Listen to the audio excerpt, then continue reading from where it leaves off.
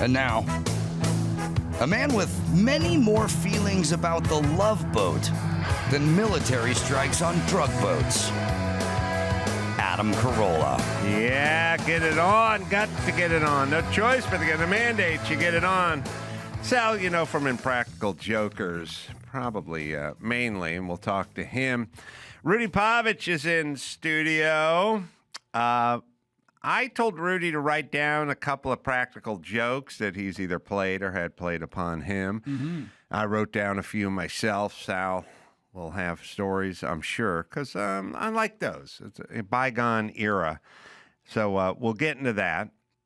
I'm amazed. I was driving to the Lakers game last night from here, which is a lot of traffic and a lot of LA freeway.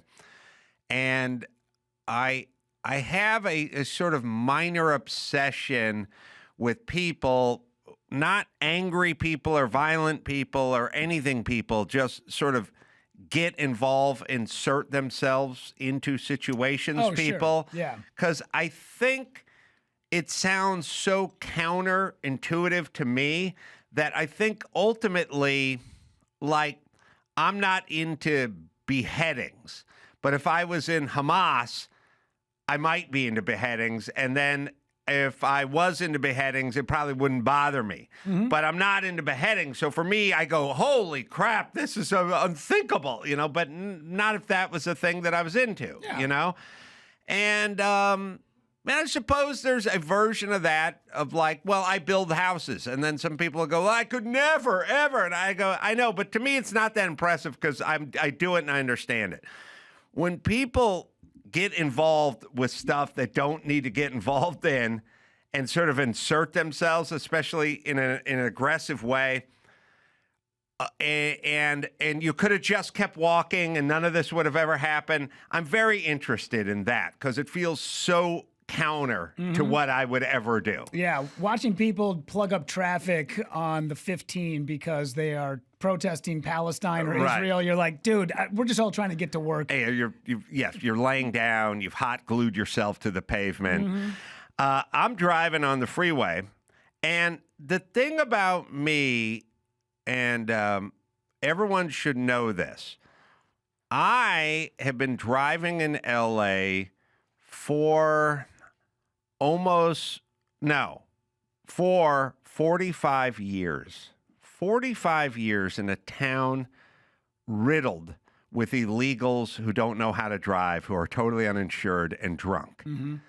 Everybody I know who's lived in L.A. for more than 7 years has a story about getting clipped by an illegal in an intersection. The guy was drunk.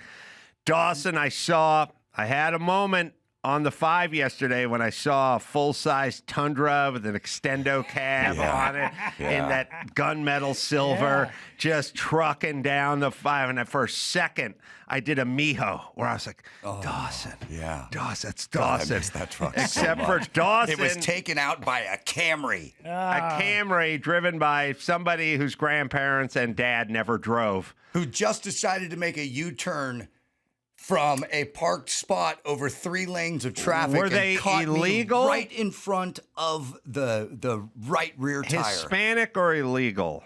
It was no.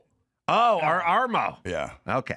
But apartment dwelling Armo, so we don't know. Yeah, not BMW catback exhaust, tons of cologne. Good Armo. Right, not the new custom Cobra F-150 or whatever. There's one of those down the street from my house. Right. Yeah, maybe the Evil Knievel edition. Right.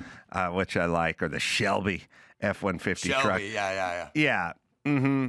So I'm driving along. So let it be known that in 45 years of navigating this city, and I mean everywhere, it's not, I live next door to where I work. I'm going back and forth to Malibu. When I worked construction, I lived in North Hollywood. I was doing houses in Chatsworth. I was working at a cabinet shop. I'm all over. Never made contact with another vehicle. Not once? Not once. No, pretty good. Because I have hypervigilance. I got into 3 accidents on the way here from Pasadena, so Sal is here. Oh, my goodness. Hop in, Sal. All right. Good How to we see doing? you. Good to see Everyone's a fan. All right. Put your headphones on. Tilt your mic up. This is a chair. This works like a chair. Yeah. It works like a chair, but it's different. It's kind of the futon of chairs. It looks good, but it's not practical. Good to see you, brother. Thank you for having me. Sal's got dates coming up. Yes, sir. Everything's Fine tour. Got Portland, Oregon. We got at a concert hall at the Schnitzer concert. That's Friday, yeah. That's Friday. That's coming up October 24th. Then it's got Salt Lake City coming up, Utah. And then we got San Diego, Balboa Theater. Very great theater over there. So where should people go to find dates, Sal? SalVulcanoComedy.com. So we'll get into this, but we'll talk cars for a second. I'll just finish this because I thought Please. you're going to be a couple minutes late. I'm driving to watch the Lakers game. I'm driving, cutting through the freeways of L.A., trying to get from here to the crypto. You know, it's 6:15 at night. You know, it's tough sledding. And what I'm really drilling down on is not the fact that, and it's a sea of humanity all trying to get various places, bumper to bumper, side to side. Everyone's jockeying. Everyone's got Waze. Waze is taking them off at Dodger Stadium. You drive through Tommy Lasorda's house. You get back on the 101. You know, like it's clear that everyone is following Waze and doing this weird. Because I lived here my whole life. Back in the day, you just sit in traffic at the 5 as it ground all the way to the 110. Now you're hopping off on Darryl Strawberry Drive and going around everything in Echo Park and whatever. All right. So that's all everyone's doing is just kind of driving and looking at their ways. I'm meeting my daughter over there. It's traffic. I'm running behind. You tell me, by the way, I don't feel like this is on me. You can lead a man to ways, but you can't make him drink.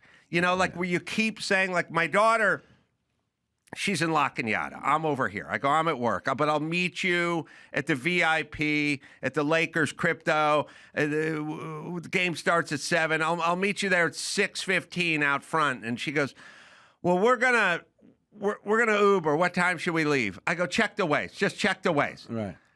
Should we leave at like 5? I go, I don't know from La Cañada to crypto. I don't know, but just look. I said, do you have Waze? She goes, yeah. I go, just check it up until that time, and then call the Uber, and then you won't. And then at 3 times, and then at some point, while I'm sitting in traffic, I get the 5:45. We're all here. We're out front of VIP. Where are you? And I'm like, I'm a half hour away, sweetheart. And she's like, oh well, we don't. We're just gonna wait. And I'm like. Because I begged. I begged for the, yeah, we didn't know how long it was going to take, so we left early. It's like, it's all fine, but now I have service. I'm in traffic because I'm a half hour away, but it's because you're a half hour early. Right. But you're just standing out front of the entrance now, and there's nothing to do. So I'm like driving and trying to pick my way through and make my way. And at some point, I see my lane is slowing down, but the lane next to me is open. I'm just going to slide out and move over. So I signal for a good 100 feet. I start to slide out, and as I slide out, I see there's a Ram truck moving at a pretty good rate of speed that is coming up. Now, I'm not close to it, but if I do the move, I am going to cut him off. I'm not going to cut him off, but I'm going to get in front of him. He's 80, 100 feet, and he's moving at a good clip. So I start to move out.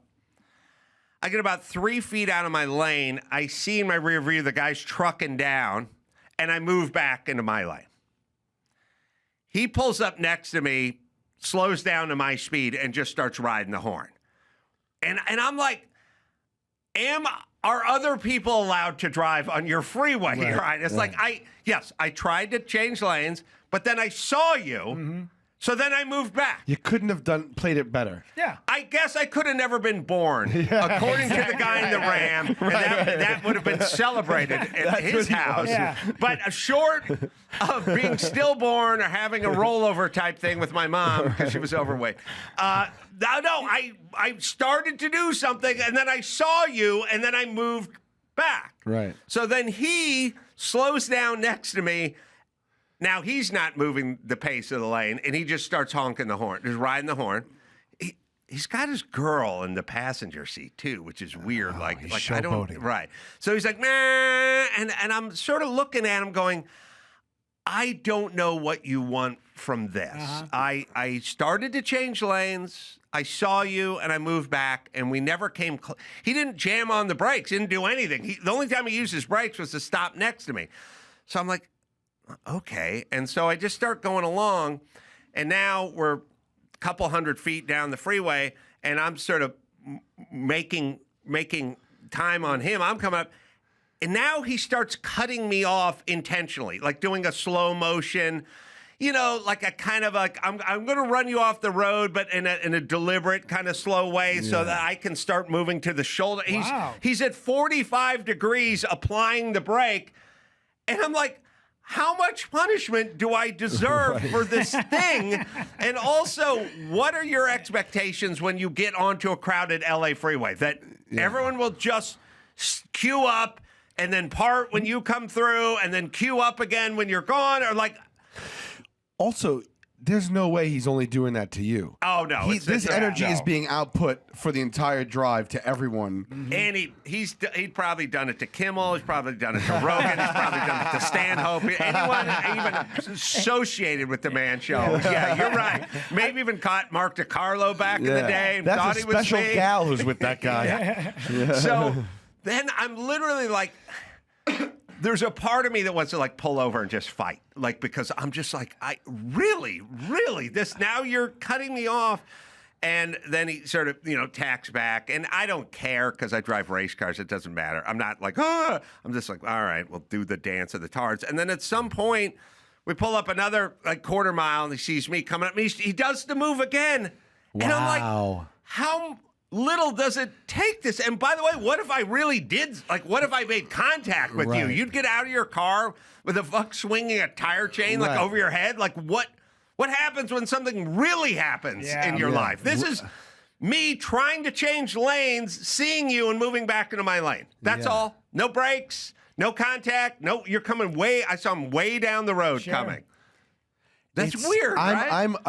I'm upset right now. You should be. I'm feeling like some type of visceral reaction here of anger for you. And how does this guy... That's happened to me too. How's this guy stay out of jail for more than like 3 weeks? It's like a truck driver playbook though, because that has happened to me. Like the overly aggressive, like this has happened to me. Like they hold grudges or something. There's got to be some form of justice for us civilian drivers. I think there's this. He's driving a full-size Ram pickup truck with an extended cab in black with a big box from Home Depot. Yeah. And I'm driving a white Audi plug-in electric. And he's sizing me up as a puss. Yeah. Because you see the electric, like he's in his Ram.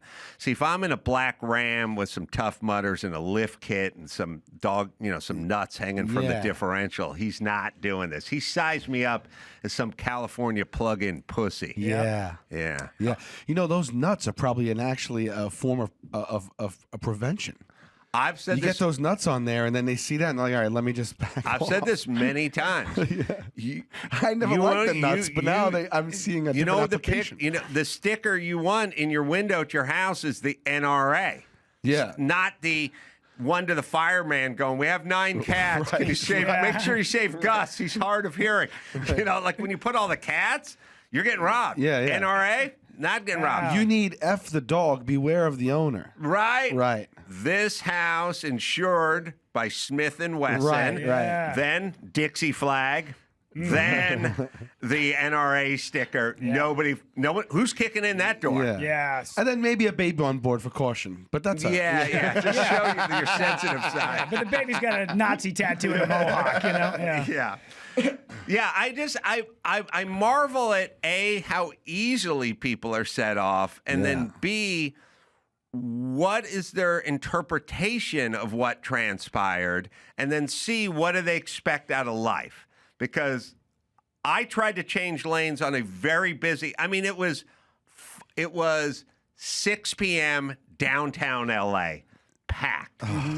People are all over the fucking place. Yeah. I'm just tried to move over, saw him, and then moved right back. Well, I thought he was going to give me a thumbs up. Like you know when you make a berth for a biker and he goes by and he does the hand move? Like, I thought I was going to get a thanks, Cappy. Yeah. Like, I thought I was going to get that. As you should have. Not cut off. Yeah. Well, if there's one thing the internet has taught me is that you can bring crazy, but sometimes they will raise you a crazy. Like when you get the guy who gets out of the vehicle and he comes up and he's pumping his chest going, get the fuck out of the car, man. Right. The guy's like, all right. And he rolls the window down and puts a fucking slug right in that guy's chest. Yeah. That guy raised you a crazy. You asked for this, my man. So I'm surprised, especially in a city like, because I live in Vegas, it's pretty chill for the most part, not a lot of traffic. Minnesota is where I originate from. Very easy. But when I come to LA, it is head on a swivel at all times. I feel like Minnesota. You're like, get in there, you son of a bitch. Yeah, absolutely. Like, hey, move along, man. Hey, actually, I got this big truck. Let me plow everybody out of the way for you. Yeah. So I was thinking of practical jokes. Yeah. Because that's where you made your bones. And I don't know, is the practical joke dying out with the young man as plastics and circulating estrogen and lower sperm count and rough house, rough play, like all the shit we experienced growing up that was perfectly fine. Right. Like it was 100% fine that my friend John Tyler, who lived up the street with his buddy Chet, who are like 2 years older than us, would invite me and my buddy Chris over to come hang out, like in high school, and we'd go, all right, and we'd start walking down the street, and at some point we'd turn up, and we'd start heading up his driveway, going to his house, and at some point 2 guys would rise up on the roof with BB guns, and we'd be like, what's going on, Chet? John? Yeah. You got 10 seconds. Good old fashioned come fun, on, man. Come on. 8 seconds. And then they go, come on, John. Seriously, bro. 5. And then you start running. And by the way, they never honored the next ride. They start. Second you start running, they start shooting. As soon as they saw the back. Right. Now, those kids would be jailed now, right? Yeah, you can't do that. On paper, I guess you're being shot. Yeah. Yeah. No, today, parents would get involved. We just went home and we're like, well, that's on us. We should have gone over there. My dad used to be superintendent of the garden apartments that we lived in. And there was this one young punk teen kid that would always like mess with everybody. And I don't know if he's going to kill me for saying this, but one time he got a BB gun, cracked the office door open, and he didn't mean to, actually, I don't think he meant to hit the kid, necessarily in the face. He was aiming for the kid. But there are no warning shots with BB guns. He hit the kid with the BB gun. Nice. And he hit the kid. And my dad just closed the door and the kid was like, ah! And then went and got the mom, and the mom came down to the office and banged on the door and said, somebody shot my son with a BB gun. And my dad was like, let's go find him. Yeah. And so I didn't remember that story until you just said this. But yeah, I mean, even adults were doing it back then. Your dad was superintendent of the apartment complex you lived in? Yeah. He had like 5 jobs, but yeah. He was the New York City sanitation man, and then the superintendent of those of our apartments. Yeah. So what do? You get a break on the rent? Yeah. I knew a few of those people. Yeah. It seemed. By the way, you're poor when that seems like a sweet, sweet deal. Oh yeah. Like, all you gotta do is fix everyone's toilet, and you get 50% off your shitty apartment. Yeah. I think I do now. I'd go no, but back then I was like, that's pretty sweet. Yeah. But then my parents separated when I was young, and then we moved into an apartment like in the building right next door, and then he paid for that. But luckily he had his for free. So it's like we just went back and forth between apartments in 2 buildings. So you literally you did the co-parenting thing, sort of the joint custody thing. Yeah, I did that too. It wasn't official. Like my parents never got divorced. It was just like you take them this half, I'll take them that. Yeah, half. I don't know how official the timeshare was. Yeah, but we did that. But it was also just one building. Like the buildings were connected, actually. So your dad would do the superintendent stuff? Yeah, he was a sanitation man, but did both. What's sanitation man? New York City. Garbage truck. Yeah. So did he get to ride on the back of the truck? Oh, he did everything. That yeah. seemed like a sweet deal. That's to me, another thing too. he did. He would get in trouble with it now, but he used to just take me. Like when we had bad snowstorms and he had to like do all the salting throughout the night and everything, and I knew I wasn't going to school because it was like a blizzard. Right. Like there were times where he's like, "Come on, ride with me," and I would sit in the truck with him, and he'd drive around and salt, and I'd be in that truck like. Oh, so he's doing the salt thing. He too. did everything. He did everything. So I don't like nowadays you definitely couldn't do that. Like if you caught. It'd be funny if he was talking to his cardiologist and it's like, your blood pressure's a little high. How's your sodium intake? Well, I did about 7 metric tons this morning. Well, you really got to cut back. A salt sheen on him. Smells of salt. He's crusty. Comes in like a piece of meat an Eskimo was trying to keep for the winter, just glistening with salt. Yeah. So he would do the road salting. He would do the maintenance stuff. So he's a blue collar dude. Yeah, and he was an HVAC guy. HVAC he could build. Admittedly, I'm not. I don't have that skill set. He could. He would build like rooms in our house and stuff, and knock down walls and stuff. I'm not that handy that way. I will tell you this as a reason. Not that my kids, I don't think will possess any of this, or maybe they will, but.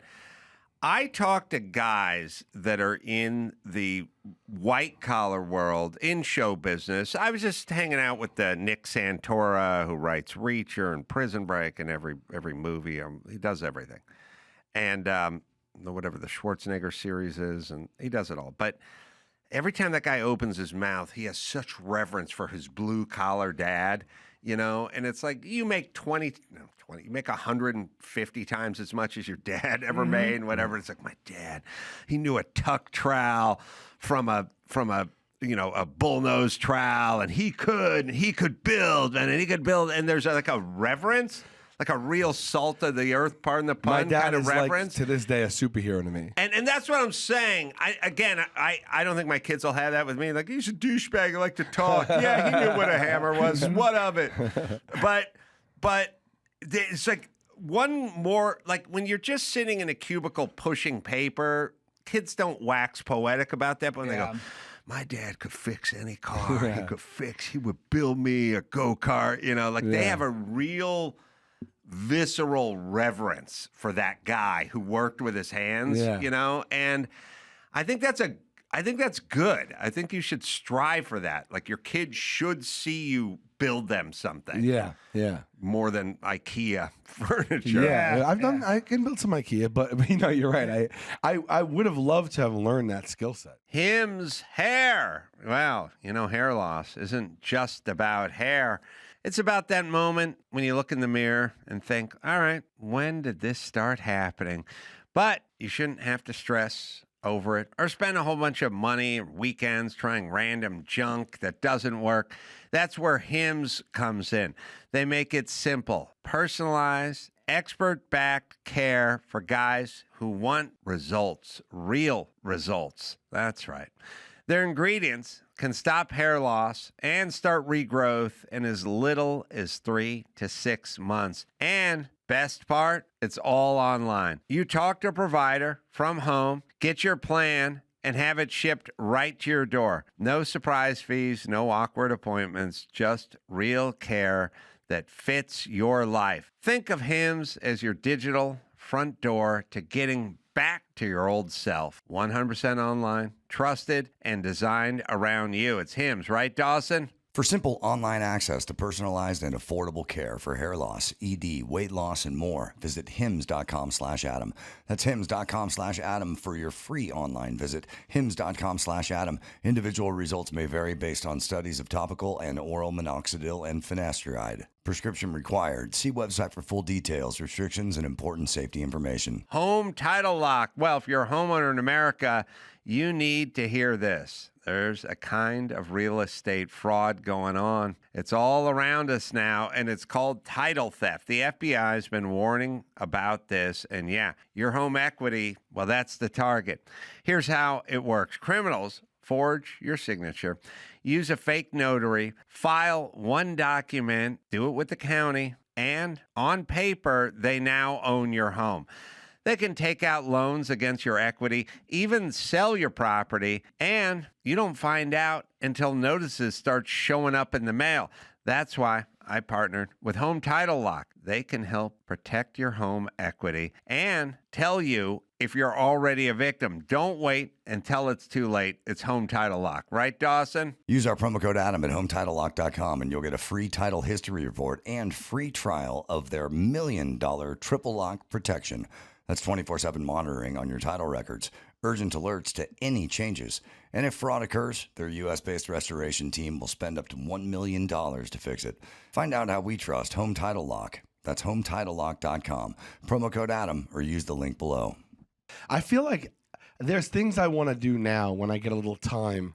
I'm waiting for to get a little time, but I just took a sailing lesson. Oh, really? Yeah, I just was like, I need an outlet, just something completely different because I've been so buried and so busy. I'm like, I need an escape.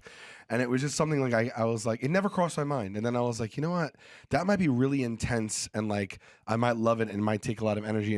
And so I just so happened to bump into somebody a few days after I said this to my wife that said he teaches sailing lessons. Wow. By chance. Great magnet. Yeah. And I was like, and he's like, let's go. And I went right away and I did it and it was amazing. I mean, it's going to take a long time and a lot of hours, but I liked it enough to do it again. So, I mean, I'm trying to get, because my thought was if I learn how to sail, if I really do, I could take my family, I could teach the kids how to sail, and maybe it would be like a sailing family. It's a non-profit thing that does it up in the Hudson Sailing Club in New York City, and it's like $10 to go for, it's not expensive. You don't need to, people think you need to buy a sailboat or something. You don't. You know? Well, I just started teaching myself how to play drums. Oh, right. And at 45, I've always wanted to do it. I'm a good guitar player, but I've always wanted to try drums. And the last probably 2 months, I've been teaching myself, and I've been going to lessons. And the one thing I noticed, you can physically feel it in your head when you are trying to figure out something mentally. Yeah. And it really does lessen the stresses of life.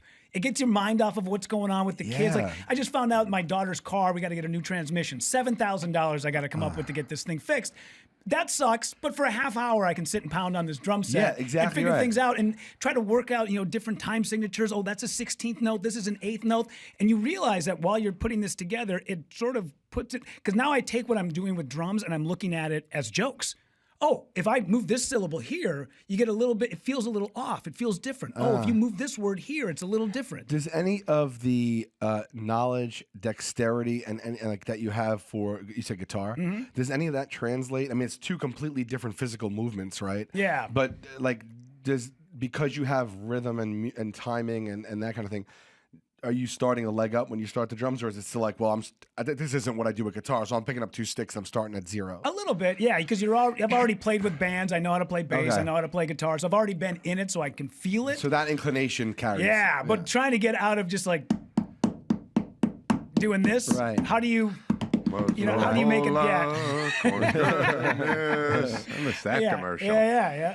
I can tell you that the guy in the Ram truck that was trying to take me into the weeds probably wasn't on his way to a sailing lesson. Yeah. I don't feel like he was grounded that way. More to a gun range. If he was on his way to a sailing lesson, I think I wouldn't have ended up on the shoulder. Yeah. So you grew up with a very blue collar dad. Yeah. And grandpa too. And grandpa. That's usually how that seems to work. And then Impractical Jokers came about how? What was the genesis of it? I started doing sketch comedy and improv comedy and stand-up comedy in high school and college.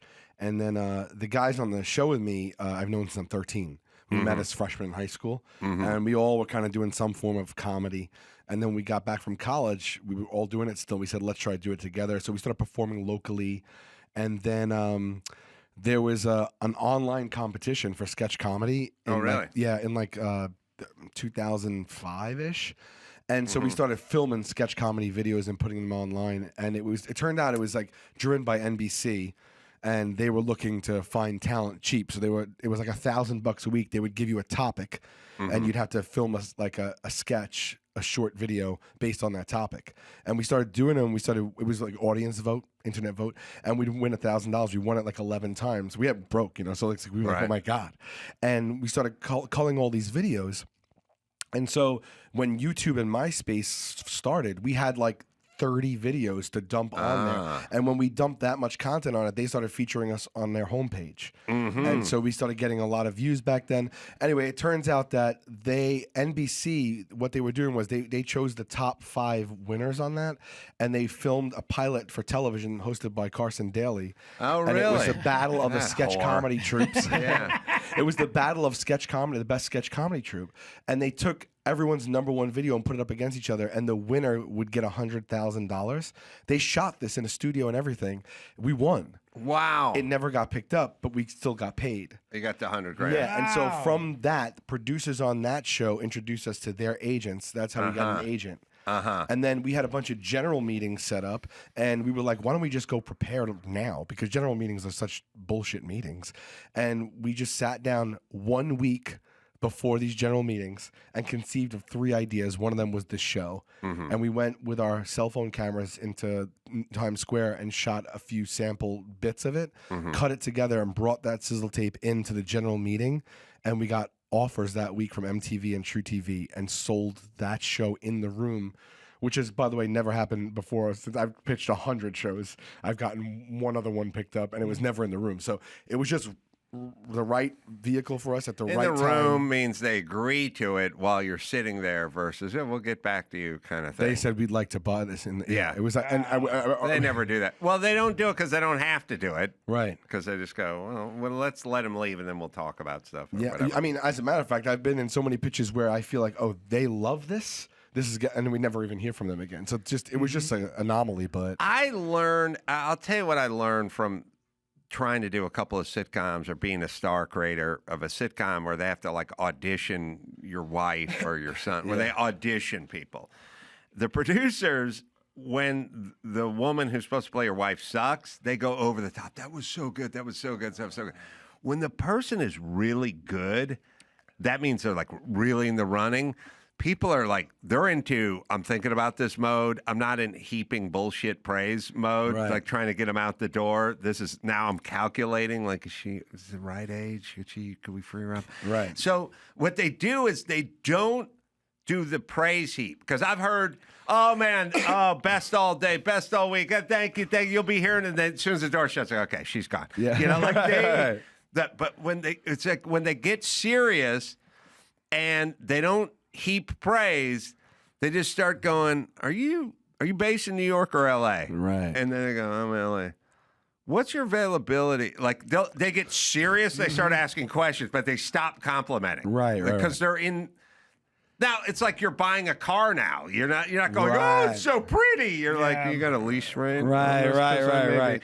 You know, you're trying to keep a little bit of you're keeping a little poker face, but you want information, not flapping your arms around. Sure. So there's that I've noticed. Yeah, I think what benefited us was the tape that we went in with just happened to be so funny, and that we were just lucky to have something to show that was undeniably funny. It was a 5-minute little video, but she was like one of the people at True laughed so hard she had like tears coming down her face. And she went and got a bunch of other people, called them, and then played it again. Wow, and then they all laughed, and she was like, right? And they were like, yeah.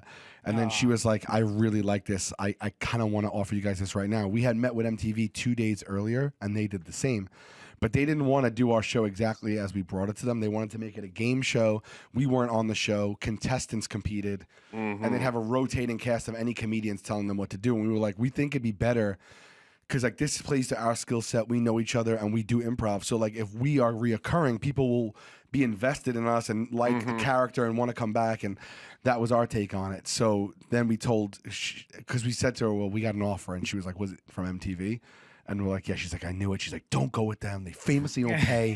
She's like, they won't give you a good budget. And we said, well, I actually don't want to make it with us. She's like, I'll do the show how you guys want to do it. Carson Daly has to be on the show. So we said, okay. And then that was the end of that. So again, practical joking is what young men do. Or what they used to do, because now everyone's got an 80-inch TV and video games and porn on their phone and stuff. Like, I don't know if you could have made me do practical jokes back then if I had all that my son has, which is everything. Everything at his fingertips. Right. So why do you have to entertain yourself? You have 2 million hours of whatever on your phone to entertain you. But every comedian I know, for certain, that was like a backbone of their world, was practical jokes. Yeah, I mean, look, the way we grew up is outside all day long, with our shooting friends. clients with BB guns and lying to their parents. I mean, I'm not particularly a practical joke guy, and on the show, to be fair, it's way more. It's not like these YouTube pranks. This is way more like we put ourselves in. Like very layered social situations and compete against each other to see who could do the best in these social situations. So it's more hidden camera than it is prank. Oh, also, I should blame you because I think half the reason my son didn't do practical jokes is he just watched you do it on a 75-inch TV. It's like, why do I need to do it? Dance, bitch. Because he got it out of his system because him and all his friends loved the show. Oh, right on. And they felt sort of satiated. Like, I'm just going to watch them doing it. Yeah. But, I've done when we did the Man Show, we did some hidden camera stuff. And not a ton, but some. And I always felt bad. Yeah. Because the camera would add context, but the hidden camera meant for that moment, they just thought this is what we're doing. Yeah. And it's a certain breed of cat that sort of likes it. It felt uncomfortable to me. Yeah. I would do it, but it felt weird.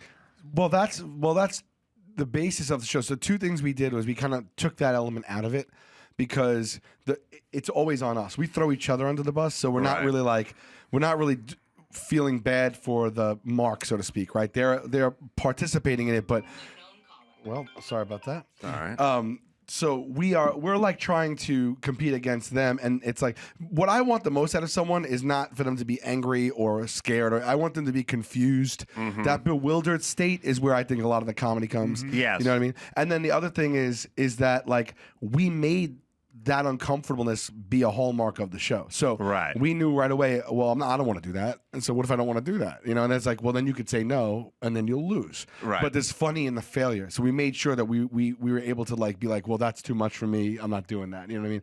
And that has become one of the things about the show that people like about it, like that. Oh yeah. I mean, I don't know. It's the Baywatch of dudes that don't look good in bathing suits or something. I don't know what to call it. That's the first time I've ever heard that description. Well, I mean, it's that definitely describes me. It swept the nation, and it wasn't because of the cleavage. I think the best moments of the show are when you guys pitch a line and you can tell the person does not want to say it, and they sit there, they're like, ugh. Yeah. And they force it out of their mouth, and then you guys get a bigger kick out of it than what goes on in the room. I think that's the magic of it. Yeah, we're also the laugh track, and and also the punishment we made early on. You cannot say no, so you don't know what your fate's going to be, and you don't want that fate. So that's the motivator to like push through something like that. But also, it's like that really never goes away. People ask me like, "Oh, you've been doing it like." We're 14 years on the air, 12 seasons, 300 plus episodes. Like, I have a thicker skin than in the beginning, but this next person that walks up to me that I don't know is still a wild card. He's a truck driver. He's a variable. I don't know how that person's going to react to me. And so there's still real life hesitation there, and that doesn't go away. So it's like, it's sustainable. You know what I mean? Yeah. Andrew, a bit that I always loved doesn't involve me, but it was a Man Show bit where Jimmy went. Stanhope, by the way, is a very good friend of mine. He's a good, or I don't know if he's a good dude. He's a layered, interesting dude. Yeah. Jimmy goes to the bathroom stalls and starts talking to people through the bathroom stall. Always cracked me up because a good practical joke, like a good logo, sometimes the genius is the simplicity of it. Yes, the ones that get really advanced sometimes don't really work. They get too complicated. But a good, basic, simple, like sort of grandma stew or something, like not fancy, not 100%. A ton of stuff, but real basic, stick to your ribs. Stripped down stuff. We do the whole spectrum of that, but often my favorite stuff and the stuff that works the best is the most simple, stripped down form of something. Just a very simple, easy to get, like, just the most relatable interaction or whatever. Like one time I was playing a delivery guy in Manhattan. I was delivering lunch to office buildings, to people in their office buildings. And when they came down to collect their lunch, I had to tell them that the tip they gave me was absolute shit. Like that's all the thing was, but that is so hard to say to someone's face. And then their reaction is like, and I had to insist I wanted more, and and it's like, that is really hard to do over and over and over, especially. And it's a simple thing, you know what I mean? And then we have these elaborate, things that sometimes they work and pay off too. But for me, my favorite is just finding that little simple one. I agree. Yeah. And there is something to that in art, in music, just a real basic hook of a song or like a really good, really effective logo. You go, oh, that's genius, that Apple logo or whatever. Like swoosh. It's a Nike. Like, what could be simpler than that? But somehow, and there's a genius in something that is so simple but so effective, and I feel that way with comedy too. You see somebody with a joke and you go, of course, that is exactly where that was supposed to go. God damn it, why didn't I think of that? This is from, I don't know what season of the Man Show, but Jimmy does bathroom interviews, and he just goes to the Fallbrook Mall, and he just sits in a urinal. Sits in a stall and just waits for someone to sit next to him.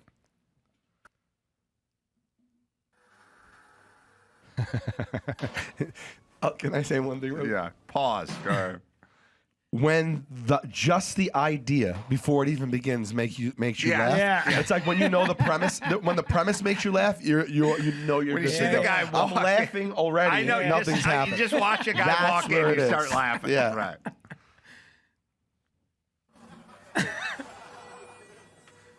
How's it going in there? I remember. Hey fella, how's it going? Doing pretty good. What'd you have for lunch? May I recommend the rotisserie chicken? May I? That's what I got going right now.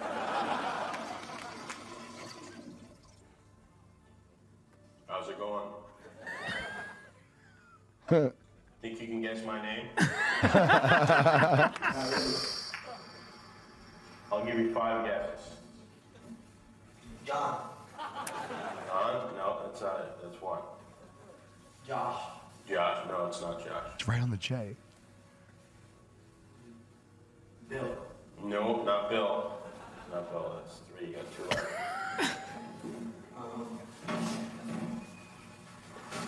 James. I'm sorry, what was that? James. James is absolutely right. I'm positive people call me Jimmy, but my name is James. That's astounding that you would guess that. He's right there. Did he just stand up to white? He's standing up to white? That's weird. There you go. He takes them. My friend. Go forth and share it with the world. Oh, it's great. All right.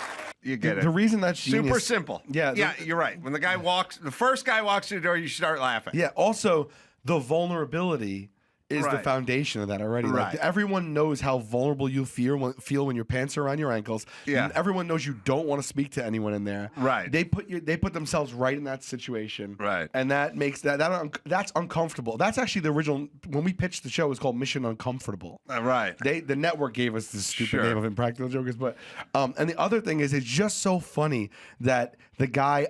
Like, all of a sudden, there's rules. There's a game and rules, and the guy's opted into those rules. And Jimmy's like, prompting him, like, that's 2, go again. And he's like, and he's listening. He's abiding by the rules of this game in a split second. Sure. It's just so funny that he opted in that state. That is the perfect example of a distilled, really funny, simple idea, man.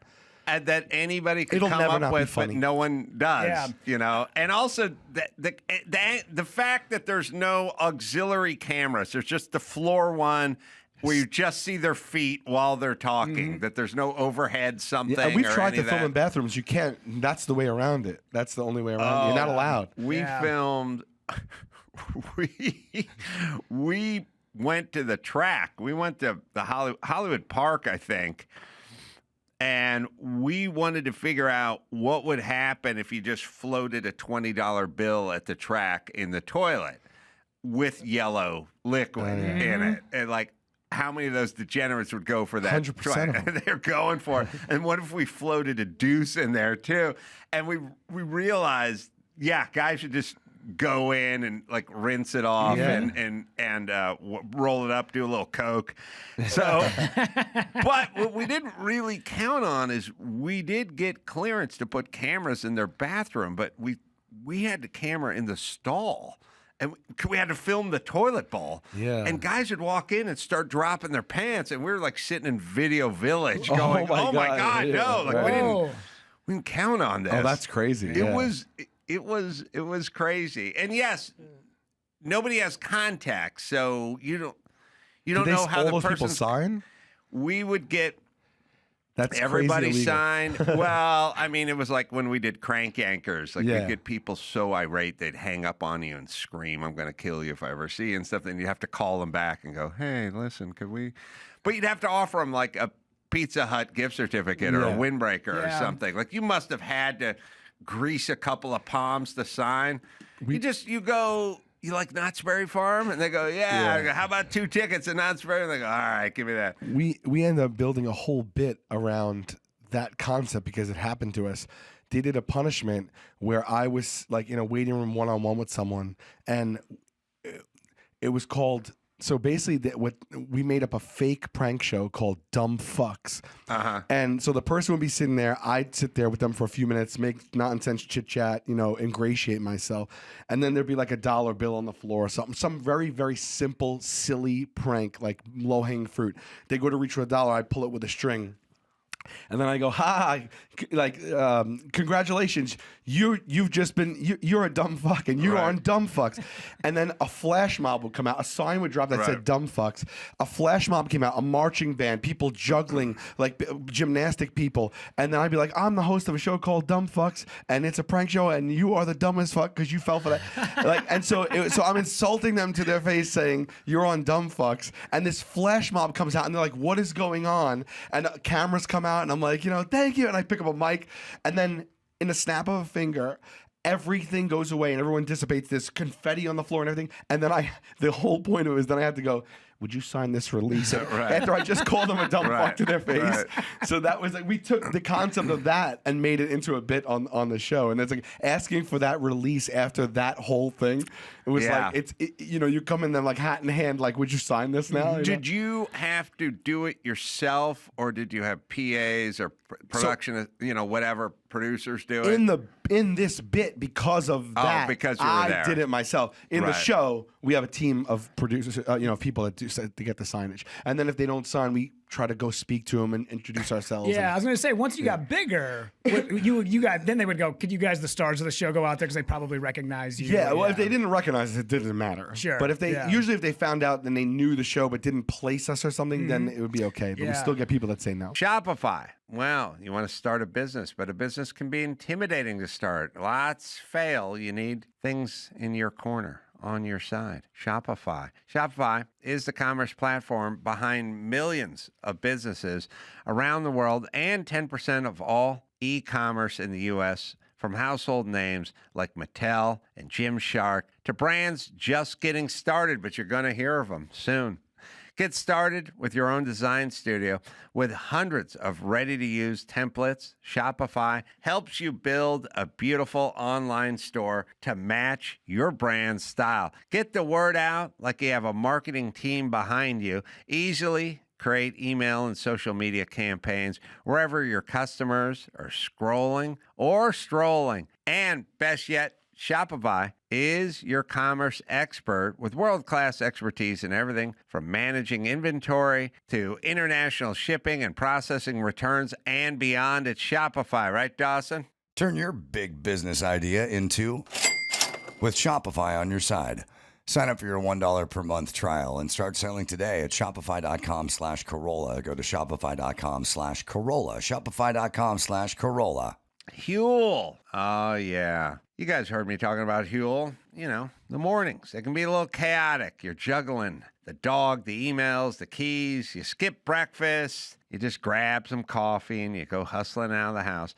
I used to do that too, and then I found Huel Black Edition. Seriously, grabbing this on the way out saves my whole morning. Fall is here, so school, work, everything ramping up. You want a meal, not a candy bar that says granola somewhere near it or a latte. You got to go with Huel. I'll spell it out. Huel. They get it. The Black Edition powder is a complete meal. So you feel full, you feel focused, and you're ready for the day. And you can get this as well. They just dropped this Huel Greens drink, which I'm holding in my hand right now. It's lightly carbonated, and it's ready to drink. It's the first of its kind. It's a greens drink that's sparkling. It's in a can, no powder, no nonsense.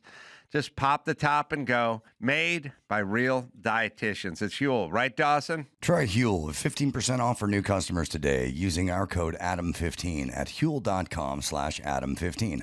Fuel your best performance with Huel today. Well, the other thing about the show that compared to, like, say, Jackass on MTV, everybody that was around my age when Jackass came out tried to emulate Jackass. Right. Everybody watched Jackass, and there's so many of my friends that were like, we're buying a video camera, we're going to smack each other in the nuts. Yeah.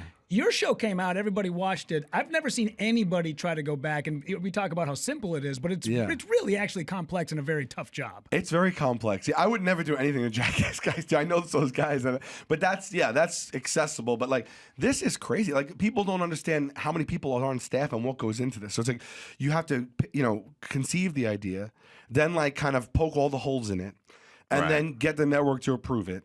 And then get locations to find the best place to shoot it. Then they go tech scout that. Right. And then that day they get there like 8 hours earlier and they build it all out. And then we're in another room in a video village somewhere. Mm-hmm. And then we get there and we write for it, but then we also improvise in the moment. And then you shoot that all out. And then that thing's got to be, and it's like, it takes so much to just go into one little thing. It's kind of wild. Yeah. We have, Andrew, reminded me as you're talking about doing the bit where they sign. There was a Crank Yankers bit. I don't know if we have it in our archives or not, but it was Jeff Goldblum, the actor, played a lawyer who represented a class action lawsuit against the producers of Crank Yankers and called everyone from season 1 to sign them up for a class action lawsuit against the producers of Crank Yankers. So that was a little prank on prank, delivered. Yeah. And it was funny because the people were very apprehensive because they already got burned once with the prank call, and now they didn't believe it. But as soon as he started talking about money, they got more interested in signing up for the second round of so Crank funny. Yankers And burning. then you got him again. I think it was Jeff Goldblum, and I think he recalled people from season 1 and season 2 as an attorney, which always made me laugh. I don't know why. I love that one. Fool me once, and then it's like, you got him. That's really funny. The greatest moment is when people play along. The other one you can look at alternatively is Jimmy calling the sex shop, trying to price some butt plugs and dildos and stuff like that. And he's ordering a pizza. And Sarah Silverman, his elderly mom, picks up the other line. And the next thing you know, the guy works at the sex shop is giving her the specials at the pizza joint because he's sucked into this thing now and he can't get out. I love it when you get someone to... We do that on the show a lot. That's great, right? Yeah, people vouch for us or make believe there's someone they're not. You know what I mean? Right. We just shot one where I went up to someone. I said, "Can you do me a favor? My mother is coming here today. She's supposed to be my girlfriend. My girlfriend just dumped me. Right. Could you do me I'm not ready to have the conversation with her. Can you just do me a favor? Can you just play my girlfriend? She's gonna be here in 5 minutes. Just talk to her." But then, of course, when our mother comes, she's digging in. She's asking. I said, "We're making assumptions." She's like, "So my son tells me that you know Braille, and then she's got to, and then this person's lying on your behalf. You met them 3 minutes ago. That I love. We love doing that. The bit, you guys can use this. I'm giving it to you. Okay, I'm giving it to you. We never ended up doing it. We did man show auditions once for juggies where they would come in and we'd look at their thing and they'd speak in Irish accent or something, but they couldn't do anything. But I always wanted to do a show where it was like the waiting room of an audition. And anyone's been to that. It's like an office in front of the casting director, and there's always 5 or 6. First off, they tell all the actors, when you go into those auditions, you go, what time's yours? Noon. What time's yours? Noon. What time's yours? Noon. Oh, they just told everyone to get here at noon because they don't give a fuck. Because they should go, you do noon, you do 12:15, you do 12:30. Right. But they don't give a shit because you're a starving act. You'll take the job. What do they care? Sit there. Mm-hmm.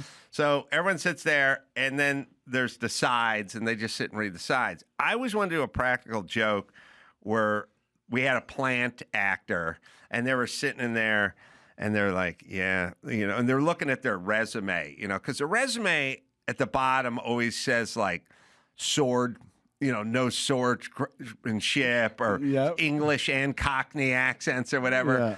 And they would befriend them, and they'd go, I wrote Western and English equestrian. I've never been on a horse, man. And then they'd go, well, I don't know how to handle a sword, but my drama coach told me to write sword. And then they come in and they go, you're perfect, but the story's about a swordsman. Right. But this is good because you can handle a sword. And that's a lot of the reason we picked it. Was between you and some other guy, but he couldn't handle the sword. But you have all that experience with the sword. So, and then the guy'd have to go, oh, yeah. Yeah, and then it's like, what's your favorite sword? Oh, the medium one, Yeah, okay. Well, good. We got our stunt coordinator, Brett, in the next room. He's brought a couple of swords in. Let's just see if we can work on whatever it is they didn't do. Yeah. They got the job, but now we're doing it. Yeah, that's we on the show, that's one of the ways we throw people under the bus. Like, one time we did a panel, and then we made Joe a quantum physics expert, and there was like the whole entire audience was esteemed, like, and he was there to answer questions and participate in the panel, and had to just wing his way through this thing. That's the best. You feel like the biggest deer in the headlights when you have to represent like some knowledge that you don't have. So that's one of the most fun ways. And then when you put it on that's what we do. But when you put it on the actual mark, it's so great because they just. I will play. I'll play Jeff. Is this Jeff or is this? Oh no, this is Sarah Silverman and Jimmy. Yes, when the mark plays along, the best. Megastar.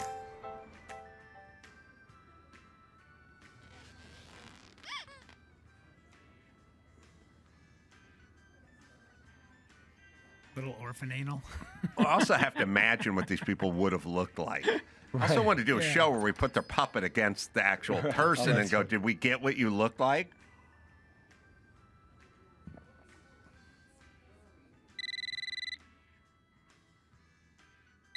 He's talking into a dildo. Castle Megastore. Hey, how's it going? Pretty good, and yourself? Good, thanks. You have those pumps for the penis, the suction penis enlarging pumps? Yeah, we sure do. You do. That's great. And what are what's the price range on those things? They range anywhere in price from about $30 up to, for a whole set, probably about $500, $600, $700. Whoa, $500, $600, $700. Hold on a second, please. Hold on a second. Hey, Mom, hang up the phone. I'm sorry. I'm on the phone. Please hang up. Who's that? Who is the voice? Don't worry who it is. Just hang up the phone. I'm on the telephone. Well, now I have to know. It's a pizza place. I'm ordering a pizza, okay? Please hang up the phone. Well, I was making dinner. I know you're making dinner. I want to order a pizza. Do you mind if I eat a pizza? I'm 35 years old. Thank you. Anyway, $700? Yeah, the Boston pumps for the... What's the name of that one? Boston Pump Works. And how does that work exactly? You put your cock balls in there. You pump it, the suction. You know what? If you're not going to get pizza, I'll have pasta. Hang up the phone. If you're going to get pizza, I'll have pasta. Okay, I'll order you pasta. Hang up the phone, please. Well, what kind? Jesus Christ. What kind of pasta do you have? Oh, amazing. Well, we've got lasagna. They have lasagna. That's perfect. What's the tubes? It's rigatoni or something. You have rigatoni? Yeah, we sure do. They got rigatoni, okay? I'll get you a rigatoni. We sure That's do. not the tubes. That is the tubes. It's the big tubes. It's the thick ones. You want the penne? Do you have penne? Yeah, we sure do. They have penne. Is that what you're looking for, the thin tubes? Yes. Okay. All right. Can you hang up, please? Well, I'd like to have a sauce on the tubes. This is what my son does. He's a patient. What kind of sauces do you have? We have the marinara sauce and the Alfredo sauce. They got the marinara and the Alfredo, okay? Yeah, that's all we have. That's all they have. What do you want? Marinara? Please, okay. Marinara. We'll get you an order of the penny with marinara, okay? The side salad? All right, thanks. Hang up, Mom. What? Hang up. I need to finish giving the order. Because I wanted a side salad. Please hang up. Just hang up, okay? Oh, this woman. Thank you for doing that, by the way. I appreciate it. So you said you put your cock and balls in? The Boston Pump, it's $700. Is it worth it? Well, the pieces, you buy the pieces individually. It's like Legos that you would put your dick into. Yeah, kind of. Right. Okay. I like to prefer, it's more of like an erector set. It's more like you an wrote a erector joke set. there. Okay. It's like an erection set is what it's like. Yeah. I guess, yeah.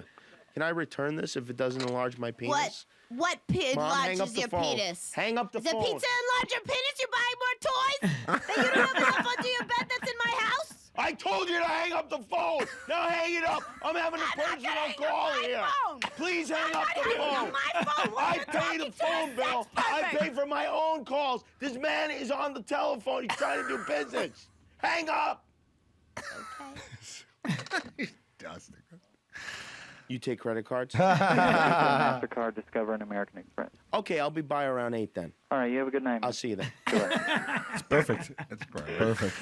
Because you got sucked. You got sucked into it. We did this bit on the show we call the Japanese businessmen. Mm-hmm. So what we do is, we're in an office, we hire a temp worker, right? So they're just doing some busy work we give them, right? Mm-hmm. And then we've played this a few times. Actually, John Mayer played this game with us when he was always a guest on it. And so we're sitting there next and we introduce ourselves as like one of the higher ups, right? Mm-hmm. They're doing some busy work and then someone comes in and goes, sir. And they go, and they're like, yeah, he goes, the Japanese businessmen are here. And we go, what? They're supposed to be here tomorrow. I don't know what happened. There was a mix up. They're here. They're coming up the elevator right now. And I'm like, but the CEO is not here. We have to do this presentation. We're going to lose this account, whatever. And he's like, I don't know what to tell you. And then I just look at the person and go, you got to do me a favor real quick.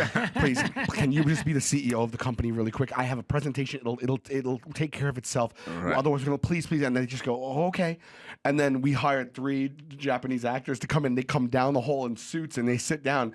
And then this person acts as the CEO and gives this presentation. I love it. And that's exactly, it's like an extension of that. And it's like, but they're talking about, fourth quarter earnings and all that. So they have no knowledge of. And then we have an earpiece in the actors. So we asked them, can you go over this for us? Can you go over that? And these people just start winging these answers, like playing the CEO. And it's like, those are my, we've been doing a lot of that style lately. It's my favorite type of bit.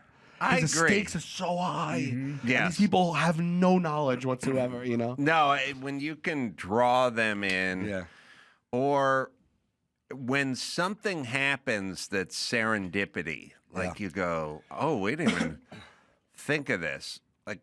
We had Jim Florentine, who was calling in trying to get a job, and he just kept belching as loud as he could into the phone. And you'd think he'd get caught, like they'd go, like the guy would know it was him belching into the phone, but he thought somebody picked up another line and was belching into the phone for some reason. Like we didn't anticipate that. And he started yelling. The guy who worked at the place started yelling at the guy who was belching into the phone because he thought he knew who it was. He thought he was some disgruntled co-worker who picked up the party line and was just belching into it, and he was threatening the guy. Yeah. And then Jim started acting indignant, like, I don't know if I'm going to work for a company that's this unprofessional. Couldn't plan it. You couldn't plan that. You never could, because you wouldn't think the guy would think there was a third guy on the line, and you never know, but you got to stay fluid. Mm-hmm. You got to kind of be like a center fielder before the balls hit. Like we don't know if we're going backpedaling or we're charging. Yeah.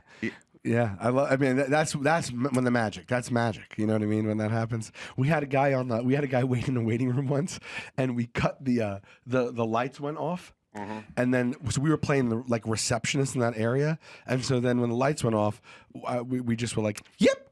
then the lights went back on. And we're like, oh, they're on a sound thing. If they ever go off, it's an energy efficiency thing. Right. You just have to go yip, and they come back on. And then we left to go to the bathroom, and the lights kept going off, and the guy just sitting in the room alone going yip, yip, yip, and just yipping. Like we left him in there for 10 minutes, and he just and you wouldn't believe it, but the lights went off like 30 times, and like the guy is in at 10 minutes later, his 30th yip, going yip, and it's coming back on.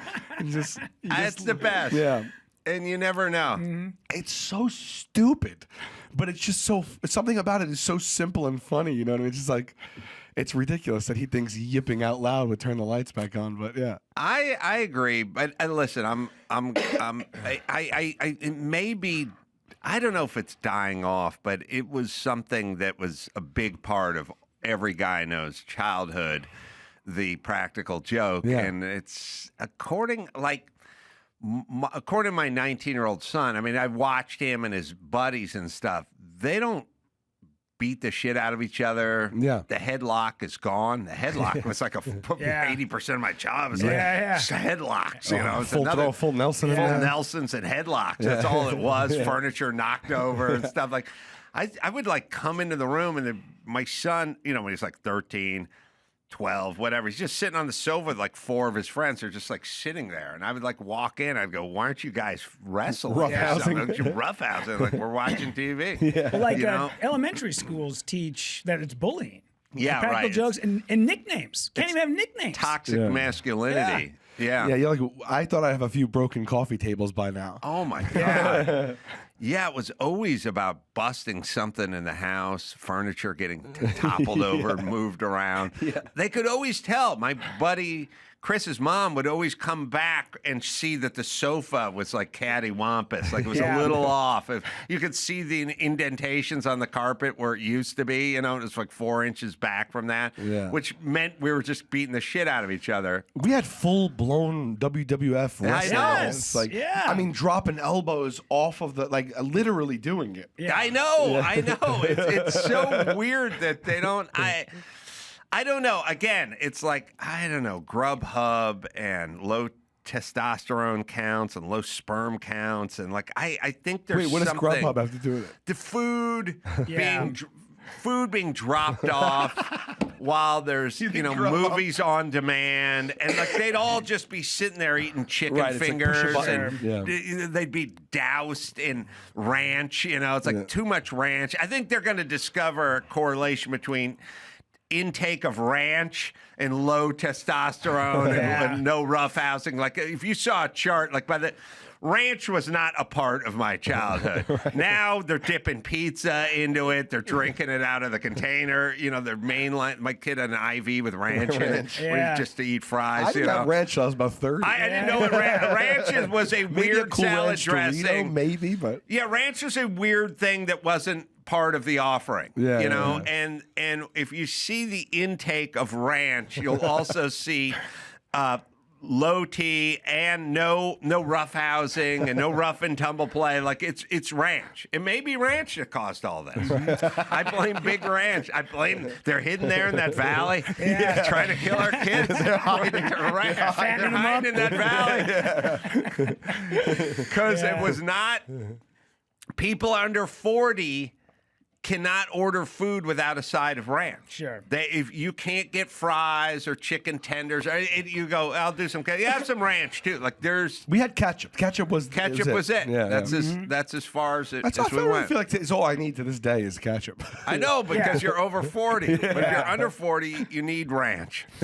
All right, let's give you a plug. I know you got a heart out, Sal. You got places to be, but you can come back anytime. Thanks. Thanks for having me. Thanks for making the time. I appreciate it. Oh, it's our pleasure. Live show, Everything's Fine tour. Portland coming up, Salt Lake City coming up, San Diego coming up. Special, Terrified. Oh, HBO Max. Yes, sir. Is that where you see that? Yes, sir. And podcast, Hey Babe, is with Chris. I didn't know that. Yeah, I got one with DeRosa called Taste Buds, and I got a new talk show coming out called Manouche that'll be out in the winter. Oh, good. Yeah. Chris DiStefano, by the way, for those who don't know. All right, we'll take a break. We'll come back. We'll do the news right after this. Morgan & Morgan. Well, there's a reason why. Tom Brady's got 7 rings. Just like there's a reason Morgan & Morgan is America's largest injury law firm. Over $20 billion recovered for more than 500,000 clients. That's not a slogan. That's results. In one Florida case, insurance offered $350K. Client walked away with $12 million. That's what Morgan & Morgan can do. So they've been doing this for 35 years, fighting for the people. Morgan & Morgan, America's largest injury law firm, for the people, not the power. It's Morgan & Morgan. Am I right, Dawson? If you're ever injured, you can check out Morgan & Morgan. Their fee is free unless they win. For more information, go to forthepeople.com/Adam or dial #law, #529 from your cell phone. That's forthepeople.com/Adam or #law, #529 from your cell. This is a paid advertisement. This October, Fear is free on Pluto TV with horror movie collections from Paranormal Activity, The Ring, You will die in 7 days. Scream, and From Dusk Till Dawn. This is my kind of place. And don't miss the man-made nightmares in Mary Shelley's Frankenstein or the world-ending chaos in 28 Days Later. There's something in the blood. All the scares, all for free. Pluto TV. Stream now, pay never. It's time to check Adam's voicemail. Hey there, Ace Man and crew. Dan, Blaine, Washington. Wondering if you have any thoughts on these bright-ass LED headlights. Used to be just the douchebags that replaced their OEMs. Now every new car comes equipped. And I need to drive with my visor down at night. What happened to lumen restrictions? Get it on. You can leave us a message at 888-634-1744. I don't know. I feel like new cars, the headlights are so smart. They go up and down and up and down, like they shift. You don't have to do the high beams and the low beams and everything. I don't know, not an issue. I've not found that to be an issue. But I like that you work lumen into a discussion. And I like the fact that there's we have leagues and lumens and volts and yards and watts and fathoms, leagues. Yep, and I like trying to think of the one. I like that we have knots. Like miles per hour, not good enough. We need knots. Knots. Yeah. Yeah, I like that there's all these units of measurements. I like BTUs, which are British thermal units. Like what's this oven putting out? The stovetop's putting out 5,000 BTUs. I just love that. I love all the, you know what here's a question for Rudy. Yes. And a question for Dawson. Are you ready? Yes. The average male, which we are, could name slightly above how many units of measurement versus the average female. Because I think if I talk to the average female, they go, there's miles per hour, and then there's acres, and then there's the cutometer. Or something. Well, when a teddy bear is so cute, you can't stop but hugging it. We call it a cutometer. Yeah, I see what you mean. Well, that's how you measure. Yeah. Like, I don't know that most women I know could come up with more than 3.5 units of measurement. And guys got leagues and fathoms and leagues, BTUs. fathoms. We could keep going. Well, you break up into the metric system, and it's decimeters and. Sure, you got the 5 degrees of Kevin Bacon. Yeah, that's what they would have. Yeah. All right. You got some news. I gotta tell you, I had a great confusing conversation with Mike August, because you know how all conversations with Mike are confusing. Yes, they are. Now, here's why I'm frequently confused in life. Fathoms. I said fathom. Oh, I thought you. We had leagues and fathoms. I heard leagues. No, we had fathoms. I understand how things work. And other people don't understand how things work. And so people tell me things that don't make sense to me, but it doesn't not make sense to them because they don't know how anything works. So they just start saying something, and I go, that doesn't sound right. That doesn't sound right. So I was talking to Mike, and he goes, well, I talked to this guy on Friday. You got to make sure and talk to him about he has a product. He has an invention. I go, what's the invention? He goes, the trap The P-trap underneath the sink in the toilet? I go, yeah. By the way, man has not improved on the trap. The trap is just that U that goes under your sink. It's called a P-trap. But I don't think this has to do with the pee-pee, but it's P-trap. But your trap is where the water's trapped, and the water's trapped so the vapor from the sewage line doesn't come up and infiltrate your house. Yeah. Right? And it works pretty good. Yeah, it's also there for dads to take apart when their daughter drops a ring down That's there. right. And then you got to pull 4 linear feet of hair out of the goddamn. Oh, God, women's hair. That's gross. So Mike goes, this guy's got an invention of how to dry up the P-trap. And I go, why do you need an invention to dry up a P-trap? And he goes, like in a house that's abandoned or not being used for a long period of time, you dry up that P-trap. And I go, no, you don't want to dry up the P-trap because then the gases will get back into the house. The P-trap dries up on its own on an abandoned, like if you could have a downstairs bathroom they haven't used in 2 years and the trap will dry up. The water will evaporate, you know? Then he goes, well, this is for drying up the P-trap.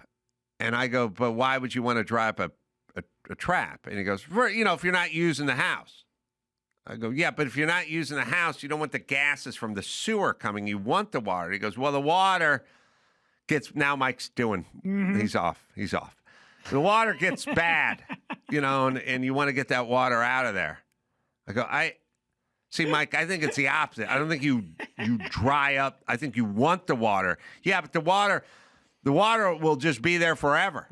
I go, no, the water will evaporate, and then the gases will get in. So what is this invention to dry up the water in a bathroom you're not using downstairs? Yeah. Why is that an invention? It'll dry up on its own, and then the gases will get into the house from the sewer. And he goes, no, that water will just stay there forever. This is now Mike's scatting. Sure, yeah. Right, because he's made an incorrect premise, and now he doesn't know what to do. Grasping for P-traps. What he can't do is go, oh, you know more than I do about plumbing? Let me recheck this. So I go, he goes, well, the water will just sit there forever. I go, well, it can't sit there forever. Like, you can't fill your dog's bowl, and then it'll just be there in 7 years. Sure. Like, it'll evaporate. Now it'll be there. I go, let's go up and look online and see how long water sits in a P-trap online. And he'll go, it's funny because once in a while the internet gives you, he goes, water in a P-trap will last for the life of the winter. And he kind of looks at me and goes, see? And then he goes, unless you don't use it, in which case it's 2 to 3 weeks. And I was like, yes. Yeah. So it's gone. So he goes, anyway, the guy's got an invention to dry up. I go, Mike, there is no, first off, it'll dry up on its own if you abandon the house. So why do we need an invention? And then secondly, this doesn't make sense to me because you want water in the P-trap so the gases don't come pouring into the house. And he goes, I go, check the guy's email. Let's see what he said. So he check it out. I have coming up the patent invention to keep water in the P-trap when the bathroom is not being used. And I said, yeah, Mike, you flipped it. And then we went off down retard trail for 20 minutes. And now we're back because I know how shit works and you don't. And then as I'm walking out, he goes, what's the big deal about the gases in an empty house? And I go, okay, Mike, you didn't make your point. Nothing, but I'm right, and you don't want gases in your house. Yeah. Whether you're in it or not. Sure. Okay. Yeah. So there you go. I got a side question. Took a while. It took a long while. Side question. But by the way, the reason everything takes a long while is because no one goes, hey, you're a genius who knows about plumbing. Let me check this. Right. I may be wrong. No, we have to keep going in this invention that dries up the thing you want. Yeah. I was one time told, don't ever take the knife out of the surgeon's hand. Yes. And I have lived by that motto, you. and I am telling you, my life is so much easier because I realize so many people have so much more information than I do. So then I go, okay, you know what? Instead of me trying to exert any sort of energy towards this, how about the guy who knows what he's doing? Even if you have no less than me, how about you just go do it anyway? But here's the problem. I have no information, and he has all the information because he has the email that the guy sent him about his invention that he fucked up and misinterpreted. Sure. Of course, but he doesn't realize that he does that. Yeah. And I have no information except for I have God on my side, and I understand how everything works. And so anybody else, if he said to Andrew over there, the guy's got an invention, dries up the water, gets caught in the P-trap, Andrew would go, why didn't someone think of that earlier? And then he'd walk out of the room. Yeah. But I go, who wants that invention? Nobody wants that invention. That's not an invention. I don't know what you're talking about, but you're misinterpreting something because that's not what anyone wants. Yeah. Because I see everything. Does this guy have a side invention, not only for the P-trap, but also for the toilet? And the vagina. Get out. He can dry that thing up, yeah. Boom. Yeah. Instant sand. Because when I go on the road sometimes, I'm gone for so long, I come back to my apartment, and the second I open my door, I'm like, the toilets have dried out. Oh. I can smell it because I'll be gone for sometimes like 5 to 6 weeks at a pop on the road, and then I come back. Well, this guy has an invention to not let that happen. Awesome. Well, good. Right. Now, see, if Mike had been doing the marketing for this, I would have never bought this guy's toilet. What do you want to call it? Hydrator. Right. Yeah. Okay. All right. What do you got? Let's go. Luigi Mangione was once roughed up by a group of transgender women during a wild night out in Thailand in the months before he allegedly gunned down United Healthcare CEO Brian Thompson in a new report. The 27-year-old accused assassin allegedly bragged to his friends over WhatsApp about his raucous nightlife backpacking through Asia before he returned to the U.S. in July of 2024 and allegedly shot Thompson in December. Mangione claimed that he had been beaten up by 7, quote, lady boys in Bangkok and shared a photo of his battered and scratched arms. Bangkok, European city. The world's gayest song by Murray Head. Yeah. That's the only time I've ever made my son laugh. When that song comes on, I go, this is the gayest song ever written. Yeah. Murray Head is the guy's name. And it's one night in Bangkok. Did you guys ever, when you guys were kids, when somebody would go, hey, what's the capital of Thailand? Whack. Whack, Bangkok. Right in the yeah, cock. right in the cock. Yeah. Yep, that's how we rolled. Yeah, then we would offer the grieving a Hertz donut. And then we'd punch him in the arm. Yep. After that, a 52 pickup. Yeah, the cards. Yeah. Was also a movie starring Roy Scheider. A night in Bangkok? No. 52 pickup. Oh, 52 pickup. Oh, I'm sorry. Yeah. 52 pickup. Always Okay. be talking about the last thing you said. Sorry, you're right. You are right. I'm sorry. 52 pickup was a Roy Scheider, like weird suspense action cop something movie. It was like one of those 80s movies that somehow slid under the radar. Like people have no idea how many movies have been made that they've just never heard of. Maybe Anne Margaret was in 52 Pickup with Roy Scheider. It never shows up on cable. No one cares. It's never been spoken except for by me. But he made a movie. Yeah, he also he's like such a good, gristled, kind of haggard guy. You know, he plays the sheriff in Jaws. And Great. He's great in that. Everything else was, There it is, Roy Scheider. Okay, can we just... Anne Margaret. Can we double check to make sure? Vanity. Who's Vanity? Vanity was one of Prince's proteges. Really? Clarence William III, who I know from the Mod Squad, but you guys know from... Wait a minute. He was like the caretaker of the mortuary in Tales from the Hood. From the Clarence 90s. Williams III? Uh-huh. Oh. Great movie. He wasn't... Oh, God, what was he in? Anyway, so weird. I don't know. What, 1984? What, 86? Yeah, there it is. Look at Anne Margaret. She's the hottest. Beauty. Can't do better than her. Beauty, yeah. And that voice, too.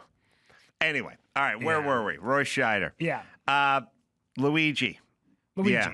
Mm-hmm. Oh, you know what? Roy Schneider could have played Luigi in a movie in his younger days. Scheider. Oh, I say Schneider? I'm sorry. Yeah, well, Yes, you're with an thinking about one day at a time. Schneider. Remember every sitcom just had that guy, maintenance guy, guy'd show up, bring a little levity into the situation. Yeah, like Wings. Wings had it. Even at some point, Good Times had it with Bookman. Bookman was the name of the janitor in the building who would show up. Like that was like season 5 or something of Good Times. Like he showed up later, and they started bringing comedy. Into in more comedy. More comedy. Yeah. So anyway, Luigi was. I saw a picture of Luigi, and then I started thinking back, and Dawson, I don't know if it's in the computer, but there's a picture of me when I was like 21, and I was building my grandmother's kitchen, and I was wearing a Mickey Mouse sweatshirt, a blue Mickey Mouse sweatshirt, and I was standing in my grandmother's kitchen that I was building. It's in the computer somewhere. And I saw that picture of Luigi, and I thought, that's kind of what I looked like when I was 21. Yeah. But I can see it. We'll see it. But anyway, Yeah. So the he-she's or the she-boys, or what do they call them? Ladyboys. Ladyboys. Mm-hmm. I get that's a business, but I don't. The guys that are into that confuse me, and I don't trust them. Mm-hmm. And I don't know. Like, I'm not really into the partially gay thing. I'm into it's not a dimmer switch. It's a toggle. Yeah, you are. You for aren't. me. Yeah, and it's sort of like, well, I'm not into dudes, but I do like the lady boys. They have a nice penis, but fake titties or like whatever. I'm like, something's up. Something's wrong. Don't trust it. Yeah. Not my thing. No, not like once a year you just take a trip over to Thailand and rent one of these gals or guys, I guess, maybe for the night. Well, like, who do you know? Like, what celebrity? You hear about a little David Bowie and a little Mick Jagger, but like, what celebrity really ever went like, oh, this guy is just a straight guy because no one knew back in the day, and then at some point Elton John announces he's bi, and now he's been married to a dude for 37 years. Mm-hmm. Like, it's never back. He's not with Anne Margaret. He's with Roy Scheider. Mm-hmm. The whole point is it's not. No one ever goes back. They go once they cross into this. Yeah. They're going that. Yeah. That's what I'm saying. All right. Yeah. All right. I don't. Also, it's got to be a weird part where, I mean, as a nation, you got to take a good look in the mirror when your main industry is sex tourism. Yeah. You know what absolutely, I mean? Yeah. Like what do you guys? Places do industrial diamonds, other places do chips, other places do natural earth or rare earth minerals and stuff like that. But you do ladyboys. Sure. That's a weird thing to have on your resume. Yeah, it's like the countries when the Green Bay Packers were playing in Brazil, and everyone's like, let's go down to Brazil. Let's go to Brazil. I'm like, no, let's wait until they play Ireland. Let's play London. I don't need to go to a place where I have to have a fake wallet in my back pocket in case I get robbed. I'm totally okay with that. Yes. Yeah. I agree. Don't need it. Yeah, me in Mexico, I was only 16, I think, in that picture. There is standing in the kitchen. Well, you wouldn't even know it was a kitchen. It's just me with the Mickey Mouse, blue Mickey Mouse shirt on. Yeah, as I was 16, we went to Tijuana. Is that Tijuana? You're in Tijuana there? Yeah, I'm in Tijuana. Okay. Oh, I was going to say the glasses look like some sort of margarita. So that makes sense. Drinking margaritas. 16. That's awesome. Flower in my hair. And by the way, the strange dude on the far right, just a Marine we picked up. Like, that guy was not friends of mine. That's a 23-year-old Marine who just wanted to party. Wow. Yeah, that's how Tijuana works. Yeah. Just a bunch of fucking people show up, you start getting drunk. Was he one of the men that was left behind? We had to go get him? Yeah, he's one of the men that was left behind. He was a good man, but I left a lot of guys. I mean, this guy's just some jarhead from camp whatever in San Diego. He was solo. Yeah. It was like, he's probably from Kentucky or something. Or like, party. Last chopper out of Bangkok brought him That's right right. down to Tijuana. In fact, I was actually in El Paso recently, and the guy said, I go, what about going over to Mexico, man? We go over there and get a couple of drinks. And the guy goes, dude, you're better off going to Tijuana. Going to, what is the place called? Chihuahua, next door to El Paso. Mm-hmm. They were like, dude, you don't want to go. And I said, oh, is it scary? They go, not the locals, the federale. Oh, really? They'll shake you down over the border. Yeah. O'Reilly Auto Parts. Yeah, love these guys. O'Reilly Auto Parts. You know the song. These guys, they keep your car on the road. So you don't end up on the shoulder looking like a dope. Friendly, helpful service. People who actually know their stuff, not just some kid who'd rather be on his phone playing video games.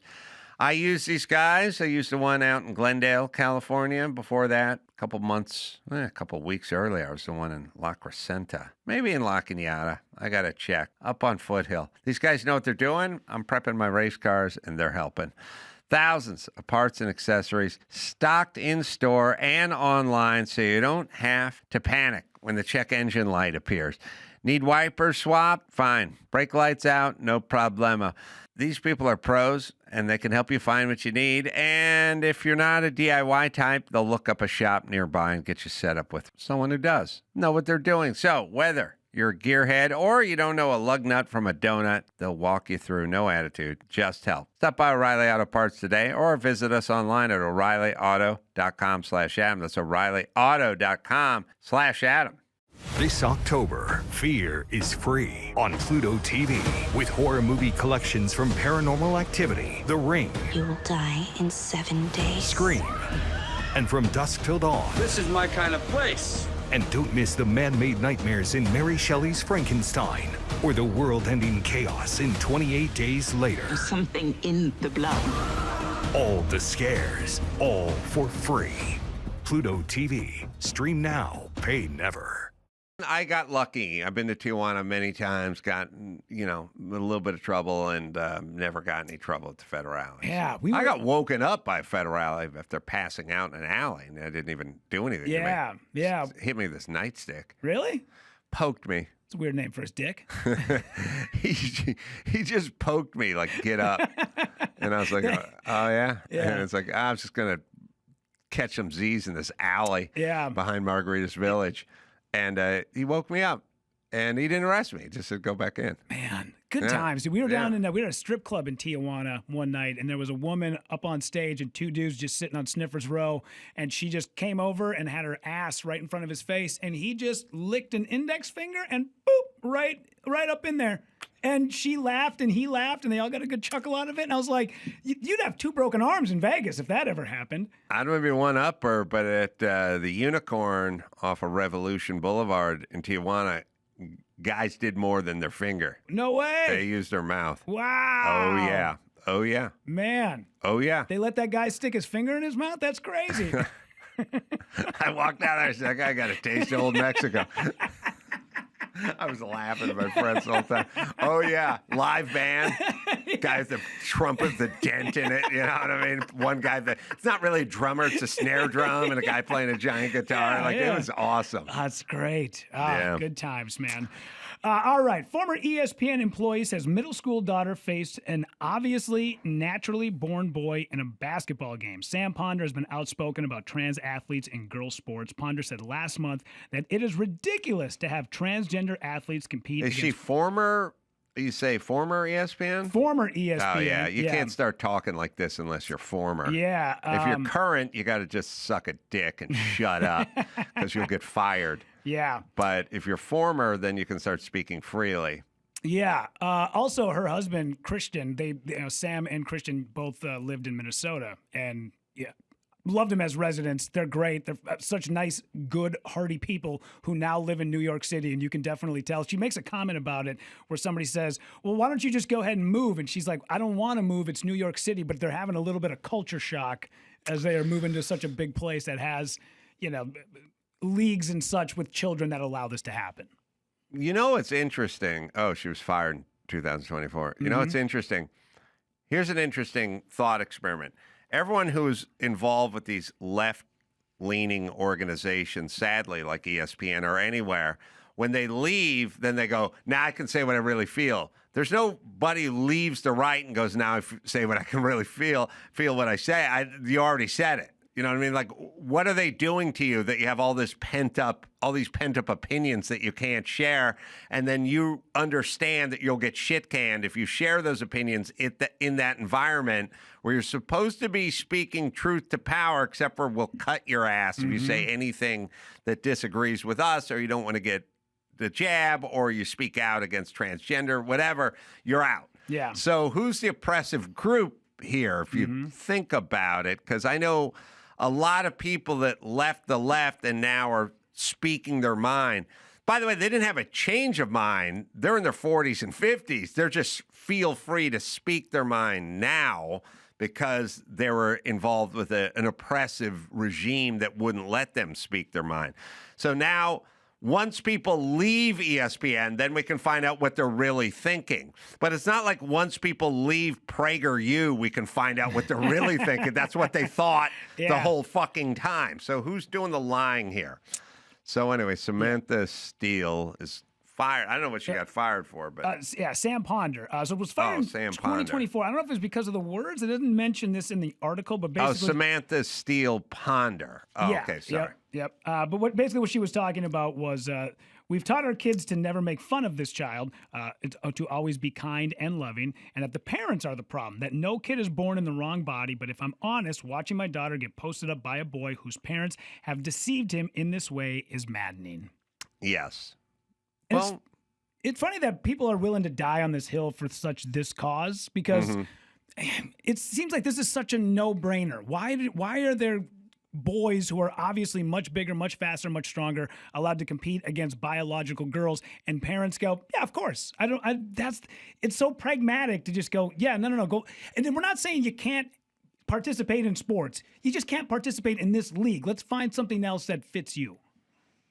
Well, their argument is like, that's right. It's so rare that what do you care? You know, they always do that thing where they go, it's hardly, it doesn't represents less than 1/10 of 1%. So what do you care? It's like, I don't know. If it's 1/10 of 1%, that's not fair to whoever. Like, ask Riley Gaines. Ask Riley Gaines. I didn't have a daughter that played against biological males in volleyball, so I got lucky. And most people don't. But for the person that does, why should they have to endure that? Yeah. There is now Dawson. I wonder where that picture is of me in my blue shirt. Never know with the computer, but it's in books and stuff too. I feel like it's around, and when it's got to be in that computer. But anyway, some female who's running for governor of California was getting into it with. Well, actually, there's two good clips. There's Whoopi Goldberg. Her clip resurfaced about she's sitting with Dylan Mulvaney and the Bud Light endorser, right? Yes, yeah. and she's talking about how powerful women are, and she's a dope. I retweeted and said we forgot this woman she's a dope. Like Whoopi Goldberg is really fucking dumb. Like I don't think. You can be talented and dumb, you know. It's actually nice if you're talented and dumb, but she's talented or was talented and is now just left with dumb. The talent part got kind of rinsed out of the fabric of Whoopi, and now all that's left is dumb. But her comments, and then whoever is running for California, and I'll give you a primer here. She's talking to Piers Morgan, and he's kind of trying to drill down about, like, so the Olympics are coming to the United States. Would you like to see this? And it's not Katie Porter. I would have told if it was Katie Porter. Yeah. But we'll see. We'll listen to Whoopi and her pearls of wisdom first, which I like. And by the way, whenever a woman or a black person or a black woman does you don't understand me because you're not black, they've lost they've cashed in their chips. They can't make an argument anymore because I don't know. I don't have fallopian tubing, so I couldn't possibly understand anything that has to do with a woman. All right, sorry, go ahead. Last week, California Governor Gavin Newsom said that he thinks that trans athletes competing in girls' and women's sports was deeply unfair. Now, I want to hear what you think, because I'll tell you what I think, too. Yeah. The last time I played a sport, I was 6 years old, and I was on a soccer team, but I assigned myself as the nurse. So I sat with the Band-Aids. All right, hold on for a second. This, by the way, Dylan Mulvaney is insulting to all women because she's doing a bad. Yeah. I mean, it's almost minstrel blackface. I want to leave. Like it's insulting to women. Sure. Like women can't play sports, you know. So she's doing a dude's version of a chick, which is insulting. You can remove the name from the monitor I'm looking at here. But go ahead. Play it out. Sorry. I played a sport. I was 6 years old, and I was on a soccer team, but I assigned myself as the nurse. So I sat with the Band-Aids. And so, in the words of Wicked, I am not that girl. But a dear friend of mine, Skylar, he is a trans athlete. His handle's Pink Manta Ray. That's someone who I really look to for guidance. And I think that is what's tricky is like now stepping in this identity. I'm still like a baby trans. You know, I've only 3 years in. Tomorrow's my anniversary. Your friend went from female to male and is competing with other males. Correct. No. Yeah. Her friend. Her friend. It went from female to male and is competing with other So males. Gavin doesn't have a problem with that. Well, I think part of the problem that the trans community is facing, and it's the same problem that women face, is if you don't know anything about our bodies, you don't know how it works. So when you come in and you say, oh, you know... All right, hold on a second. Okay. I'm not a gynecologist, but I can picture LeBron James trying to post up one of the ladies from the WNBA, and I'm not a betting man either. I'm not a betting man either, but I'll take LeBron in his prime against anyone in the WNBA on a 1-on-1 to 21. I'll spot the chick 18.5 points, and I'll put my money on LeBron. Playing to 21? Yeah, that's what I'll do, because I don't think she's getting a shot off if he's properly motivated. I'm not a woman, but I know what a dick is. Yeah. All right, so let's listen to Whoopi. Roll back like 10 seconds. So we're going to really listen to Whoopi, all her wisdom. Well, I think part of the problem that the trans community is facing, and it's the same problem that women face, is if you don't know anything about our bodies, you don't know how it works. So when you come in and you say, oh, you know, these are men, you know, all right, hold on a second. Her coworkers have to just be like, I used to do improv, and there were, out of the troupe of like 9 people, there were like 2 people who sucked, and we knew who it was. You know what I mean? And every once in a while, you're doing that group improv, and the chick who sucks goes, "I'm just gonna," and you're just sitting there going, Here we go. This is whatever this is, it's not gonna be good. Whoopi, the methadone is kicking in, and she's having trouble, and she's grabbing for stuff. This is the problem with men, because they don't know women's bodies, and they don't know how powerful we are. That's the problem. You see how ridiculous that sounds? Well, let's listen. We know men's bodies. We know men's bodies because we have them. It gets better. Here it is. Know how it works. So when you come in and you say, oh, you know, these are men, you know, competing against women, you're assuming that the women are weak and just can't do anything except be here. Have you seen female athletes? They know what they're doing. So I'm not sure what's going on or why this is an issue. The same for me as when people say, balls. If I was a female athlete, I would be rib shit pissed watching this right now going, are you seriously saying that it is okay? All right, go back. Oh, give me 30, the last 30. That's the best part. Have you seen female athletes? They know what they're doing. So I'm not sure what's going on or why this is an issue. The same for me as when people say, oh, you know, I don't know how I feel about you. You do. God doesn't make mistakes. No. And the challenge is not to the trans people, it's to the people who are not trans. That's what God is looking to see, how you treat people. That's right. I have no fucking idea what this person just said, but she's right. Yeah. She's 100% right.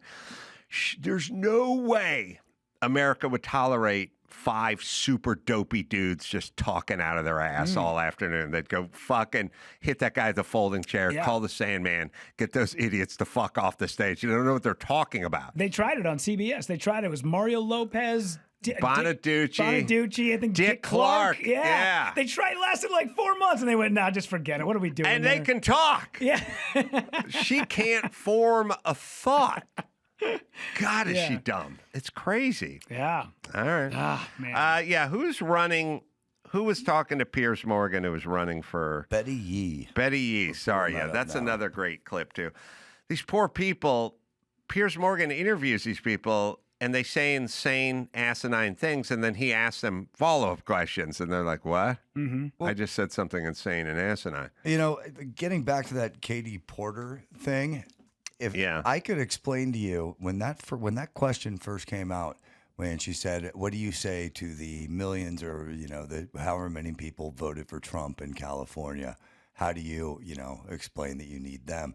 She goes, "Well, I don't." And then she looked to her left at her campaign people and was like, "Wasn't that funny? Wasn't that brilliant?" She was trying to make a joke. And has the completely wrong read on everything. Now, put her name on the screen, Andrew.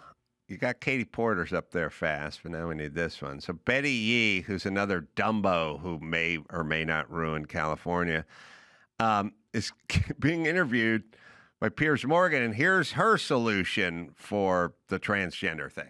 They are now part of, they have been through a transition, a physical transition, and I do believe that they should be able to participate with other female athletes. Wow, well, you've got the Olympics coming to California, to LA. So are you suggesting that you would allow trans athletes to compete in women's sport in the Olympics if you were governor? Well, I think there's still a lot of discussion that needs to happen. I think there's a lot of information we need to learn about what's really happening. Hold on a second. You just got done saying you think they should be allowed to participate. Yeah. So why do we have to have a long discussion and more? All right, let's see if she answers. The ability of trans athletes to compete, but my statement is about being able to be sure that they can compete. And right now, but my question is whether you think they should compete in women's sport in the Olympics. Because it's coming to LA, so it's relevant. I think transgender female athletes are women athletes, and they should be able to compete. Really? These are 10-cent fucking heads. So if you were governor of California, you would support biological males who identify as women competing in women's sport in the Olympics? They are now identified as transgender female. And you think that and you think it's fair that they should then compete in women's sport? I think they should be able to compete in women's sports, but I also think that there is still some discussion about whether they should compete in the same... Hold on a second. You got to pause it, because right off camera is the campaign worker that's looking down at their clipboard going, oh, fucking Christ, we talked about this. Don't fucking do this. It's so... But here's the thing. These people are like, they're essentially like yellow... And I don't even know if there's a pink belt in jiu-jitsu. Whatever the belt that shows up with the gi, that's the belt they are in jiu-jitsu. Yeah. They literally, like, it has to show up with a belt. That belt is what shows up with the gi. That's what they have in logic and arguments. And then they run into Piers Morgan, or they run into Bill Maher, or Gavin Newsom runs into me, and they get tapped out immediately. They immediately get tapped out because they have no skills and they've never thought about it. It's a rainbow belt, by the way. It's a rainbow belt. That's right. All right, let's listen to Piers go. Some discussion about whether they should compete in the same field, but I just want them to be able to participate. Sure, I'm sure There's you do. a lot of... Why, out of interest, why do you think we separate the sexes in the Olympics? Well, because they do come with different attributes in terms of physicality. And so you accept that we separate the sexes because men have a physical advantage over women? I know about an advantage in some sports. Stop yes, here. in other sports. This is like my discussion with the P-trap with Mike 2 hours ago. Like, but Mike, we don't want water. Why are you taking? We want water, and because men and women have differences in P-traps.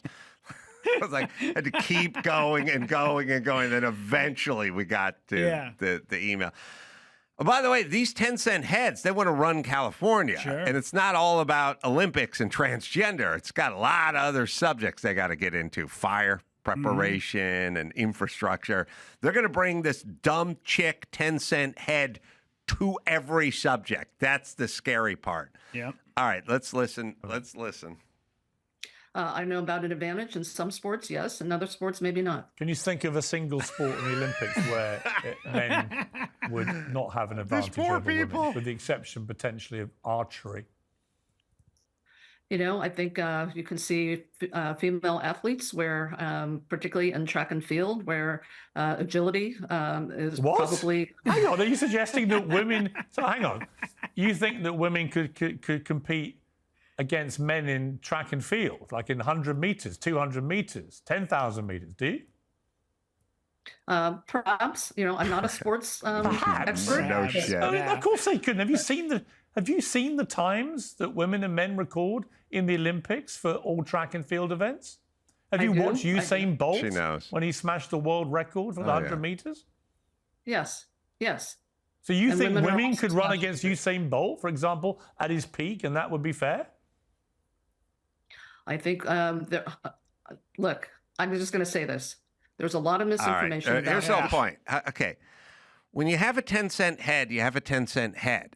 You don't have a 10-cent head with this subject, but you're brilliant in engineering and everything else. You have a 10-cent head. She has a 10-cent head, and she wants to be governor of California, and she would bring her 10-cent head with her weird tales of equality, her imaginary Narnia of equality, that she wants something, everyone's got to be treated fairly, nothing ever fucking works, and now it's a shit show. Sure. That's what we have. And that's what the 10-cent head does. And no one ever really, they compartmentalize too much. It's like, you have a 10-cent head. You should not be in charge of anything because you can't think clearly. That's what we're dealing with. Mm-hmm. And again, it'll translate into any subject.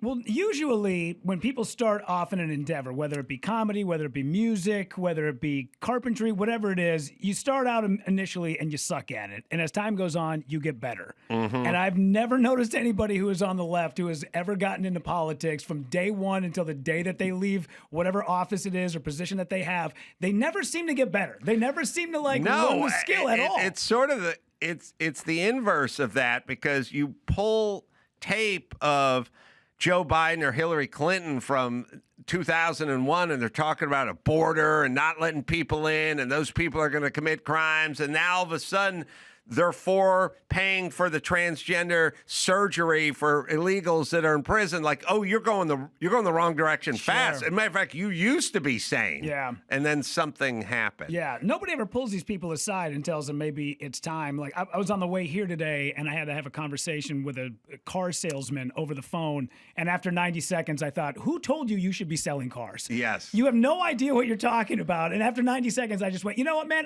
I got another phone call coming in. I'm going to have to take this. I'll call you back. And I just got on, and I was like, I'll never buy a car from this person. You have no idea what they're talking about. I have no.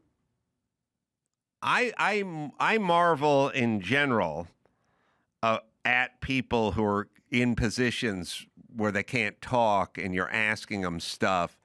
Like, we went to the Lakers game, and my daughter and her friends and everyone was there. And Jay Moore got us these tickets to go to the patio, which is the pre-fun, where they have sushi and food and the VIP section, you know. We walked in on the ground floor. I said to the woman, I go, what level's the patio on? I sort of have a recollection of it. And she goes, it's 2 floors up. And I go, that puts you up on the mezzanine. The patio's down.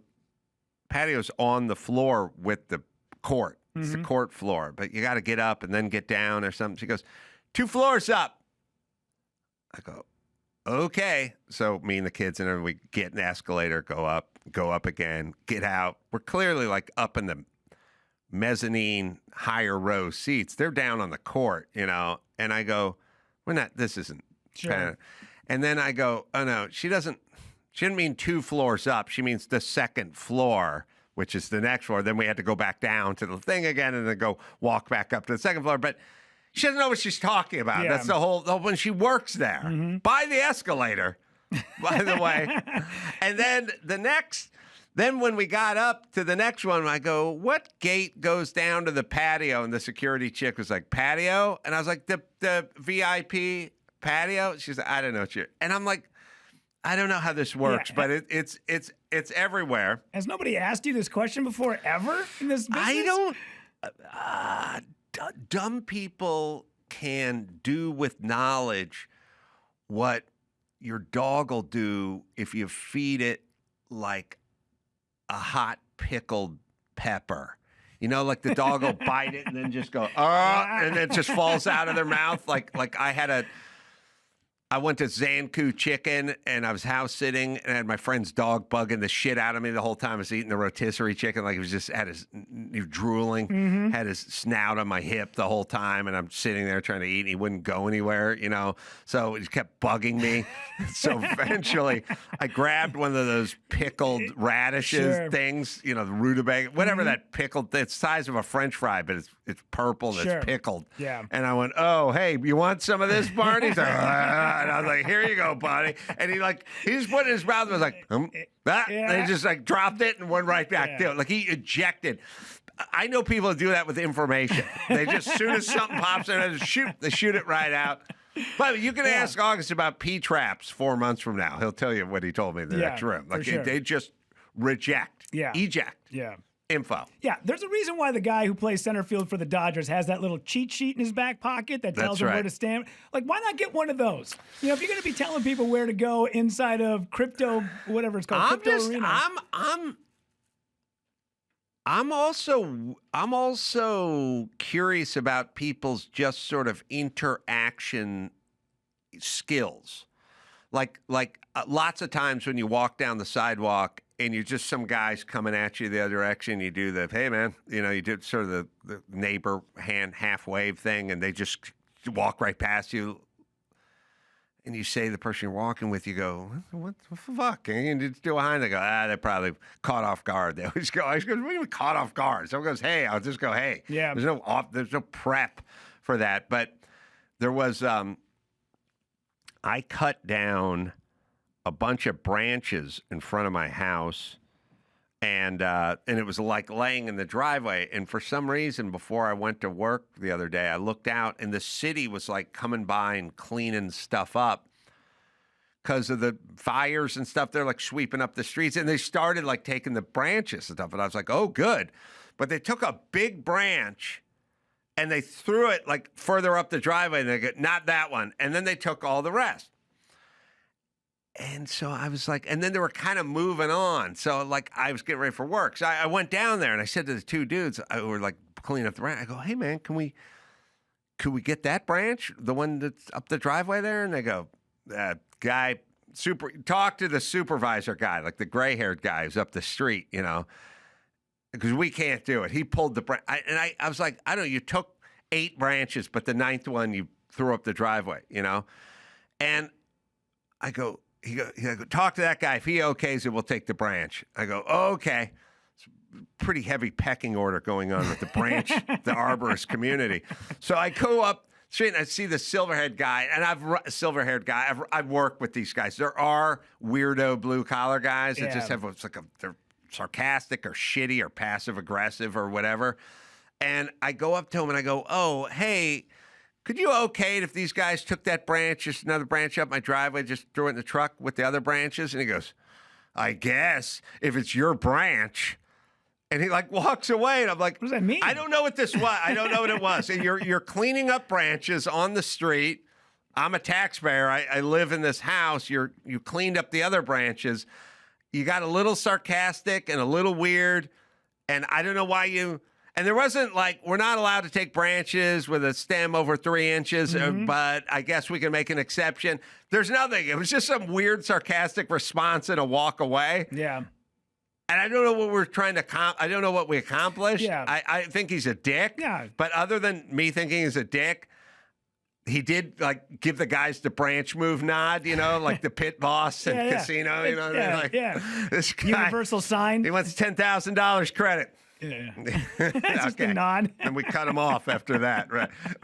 Yeah. He gave the nod to his henchman. His henchman took the branch and threw it in there. But I don't know why he did a. I guess if it's your branch, I was accusing me of taking someone else's branch. I don't know why he singled it out. Yeah. He didn't feel obliged to explain anything. And I have no idea why we had to have a weird interaction, but there's lots of that. Yeah, probably just proving that he's supposed to be there because that's his job. He has to be the one to dictate. He is the end all be all of branch taking, so he has to prove that he is worth the amount of money that the city of Los Angeles is paying him.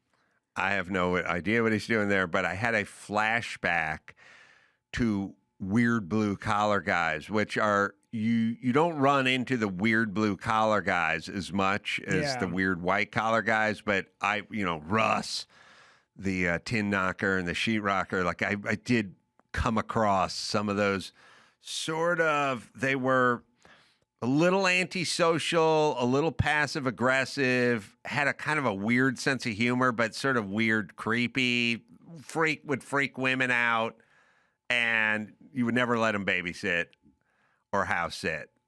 But there were those guys. Sure. Always white guys. Yeah. Black.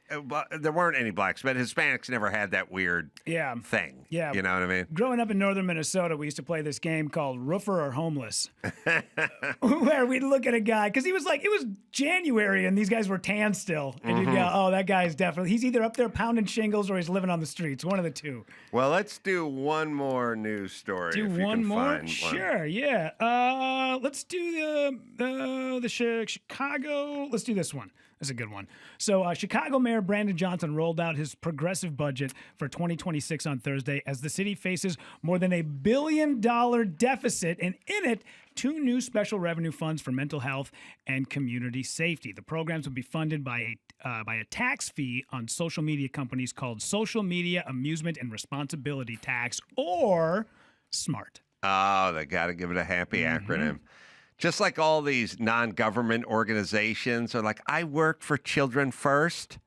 What do? I siphon money from the city and don't do anything for kids. But if we called ourselves grifters who siphon money and then nothing comes out the other end, we wouldn't get the cash. So we called ourselves First Steps. This is First Steps program. We take children of need and children of color and children who are needy of color, and we go to the inner cities and we give back. So then we get a bunch of fucking money and we don't do anything for anybody. But if we call ourselves fucking grifters, then we won't get any of the money. Yeah. So we got a good name for this stuff that doesn't work. It's Spanish, Turkish, Egyptian, and Palestinian, called STEP. That is where the word acronym STEP comes from, yes. All right, let's listen good to video. We got by the way, pause him. There's something wrong with him because he has a lower approval rating than Lori Lightfoot, who nobody liked. And by the way, there is a phenomenon. If you're black, it's a good thing, which is if you had a mayor and the mayor was black and you go, we need a new mayor. It's like, well, we got to get a black guy because you can't replace it with a white guy. But if it was Secretary of the Interior was black and they need to be replaced, you got to replace it with a black guy. Probably even a little bit football coaches too. Like there's a weird thing where if that's who it was. So they had Lori Lightfoot, who was black, who was horrible. And they're like, nobody liked her. And then they're like, we're going to replace her with a dude that people like less because he's more progressive than Lori Lightfoot was. And he has a 6% approval rating and he doesn't care. He's going right down that path. Just like we tax other addictive vices that are bad for our health, like nicotine and tobacco, it is far past time we treat social media companies the same way. Under his proposal, social media companies would pay 50 cents for every active user each month. By the way, everything has to do with the welfare of the kids and the addiction and everything, but they never go, and no money. It's always the kids, the kids, the kids. Now give us money. It's never just the kids. Yeah.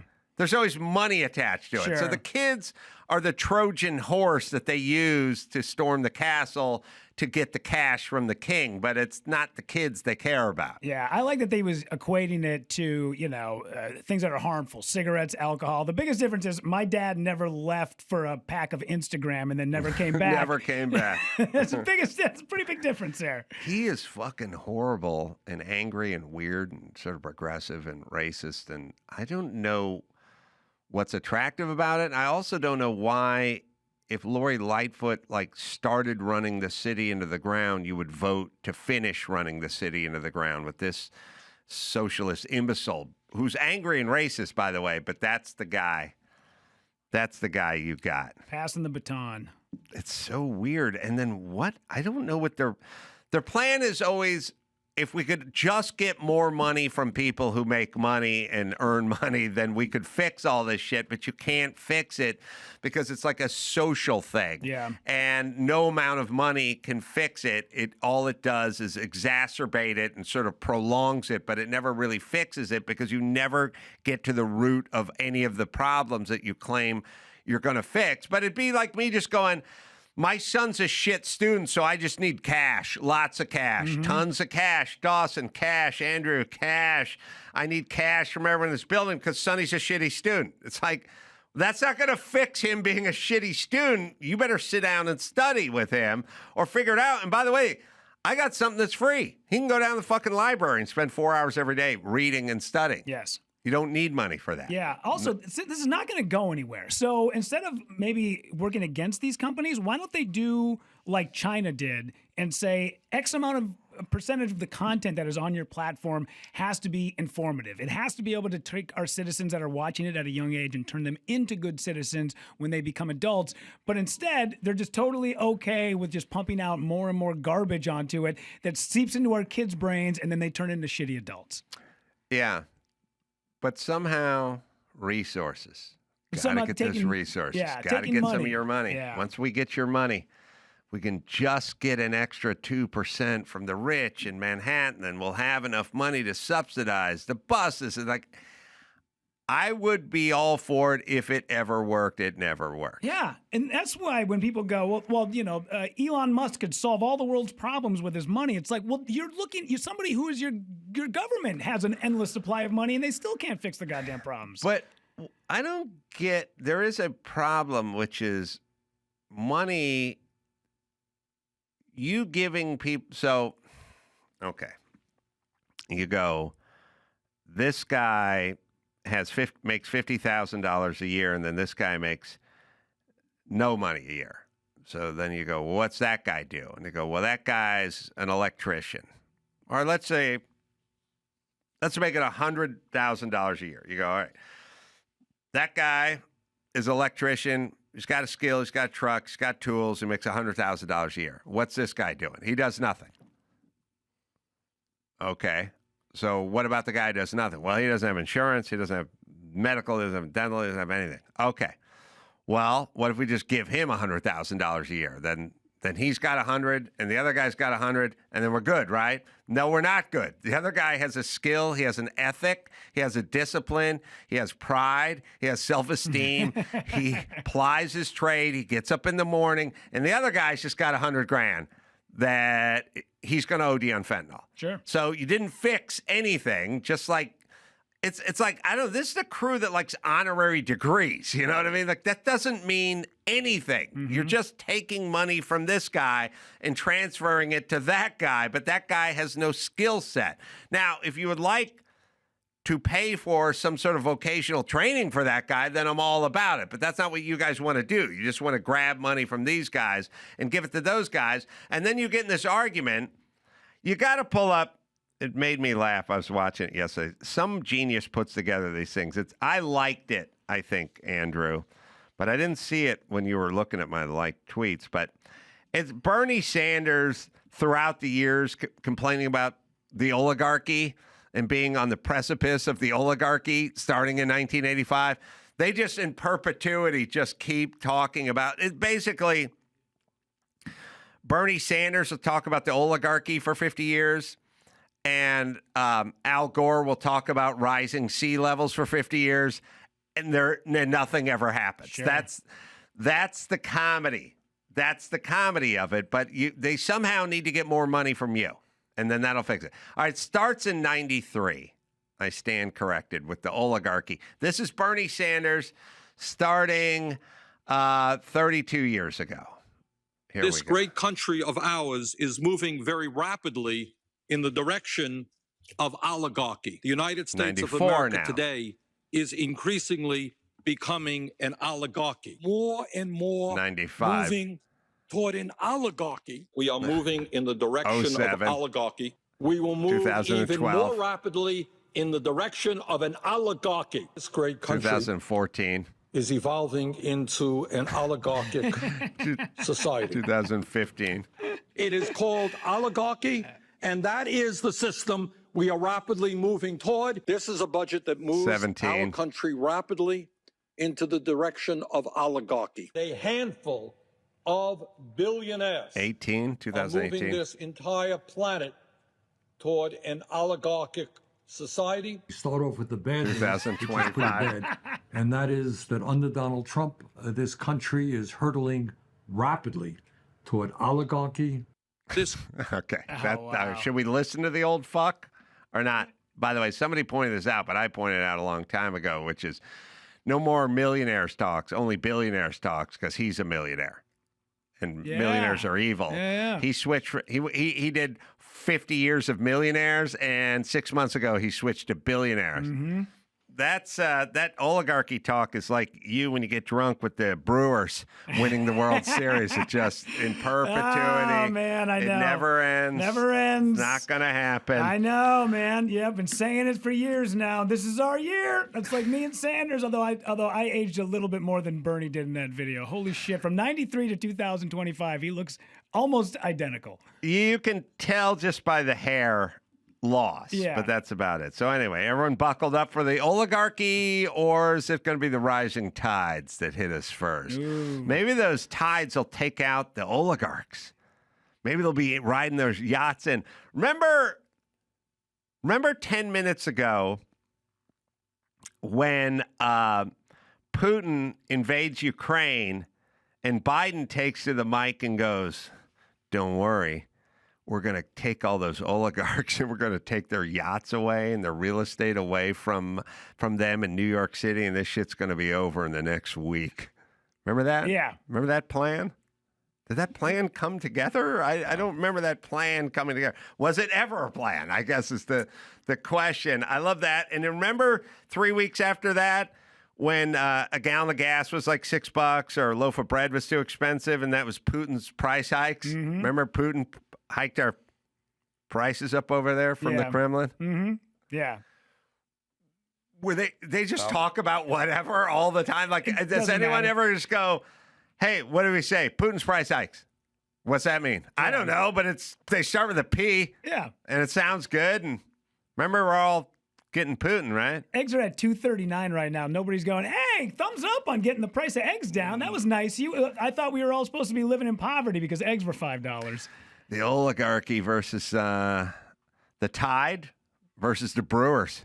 Who's going to get there first? Man. No, I don't know. I do this joke. I haven't done it in a while now because it's been passed. But when the information first came out, I was doing this bit about billionaires and how people are getting tired of them. And there's one particular billionaire that only pays their employees 0.007% of their net worth. And they also own 8 different houses in states that are tax friendly as to be able to get away from paying federal income tax. And then the twist at the end is, oh, by the way, it's Taylor Swift. Right. And everybody is like, and I've had so many women clap. I'm like, we got to get rid of these billionaires. And women are in Miami. People were like, fuck them billionaires. And then when I dropped the T Swift on them, they're like, oh shit. Yeah. And if you do the math, she really does, because she only has, like probably 12 people that she employs. I know she has a lot of people that are independent contractors, but if you do the math, she really does only pay her employees 0.007% of her actual wealth, which is 1.9 billion or something. Oh, God. I know. But listen, she creates tons of jobs and employment and is on the happy side of all this. I know Bernie and his crowd think of George Floyd as a hero, but he doesn't create a lot of jobs. Well, I guess for probation officers and people like that. All right. Oh, you got Biden talking about Russian oligarchs. Oh, what year is this from? Like, what is this, like 10 minutes after the war started? Or, oh, it's a State of the Union. That's State of the Union, March. So how long after Russia invades is this State of the Union when we're going to talk about bringing the Russians to their knees with the oligarchs over there? The oligarchs are evidently much more durable than we thought. Yeah. Because we thought we could just take away their yacht and their penthouse in Hell's Kitchen and they'd fucking fold like a deck of cards, but they don't. Evidently, they remain. All right, I'm sorry. What is this, a month later? This is 1 month after the invasion. Here we go. All right. While we were talking, I'm sure Russia just launched another drone strike on a special needs kindergarten in Kiev. Yeah. But here was Joe 1 month after 3 years ago. Here we go. Putin's latest attack on Ukraine was premeditated and totally unprovoked.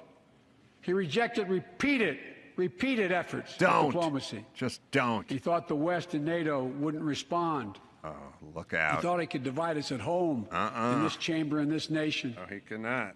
He thought he could divide us in Europe as well. Not going to happen. But Putin was wrong. Uh-oh. We are ready. We are united, and that's what we did. We stayed united. Together, along with our allies, is this we are 3 right years now ago? enforcing powerful economic sanctions. All right, hold on. What is this 3 years ago?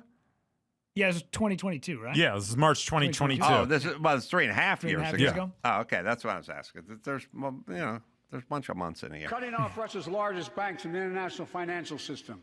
Preventing Russia's central bank Oh, they're from defending cooked. the Russian ruble. He cooked them. ruble, They'll grovel. Making Putin's $630 billion war fund worthless.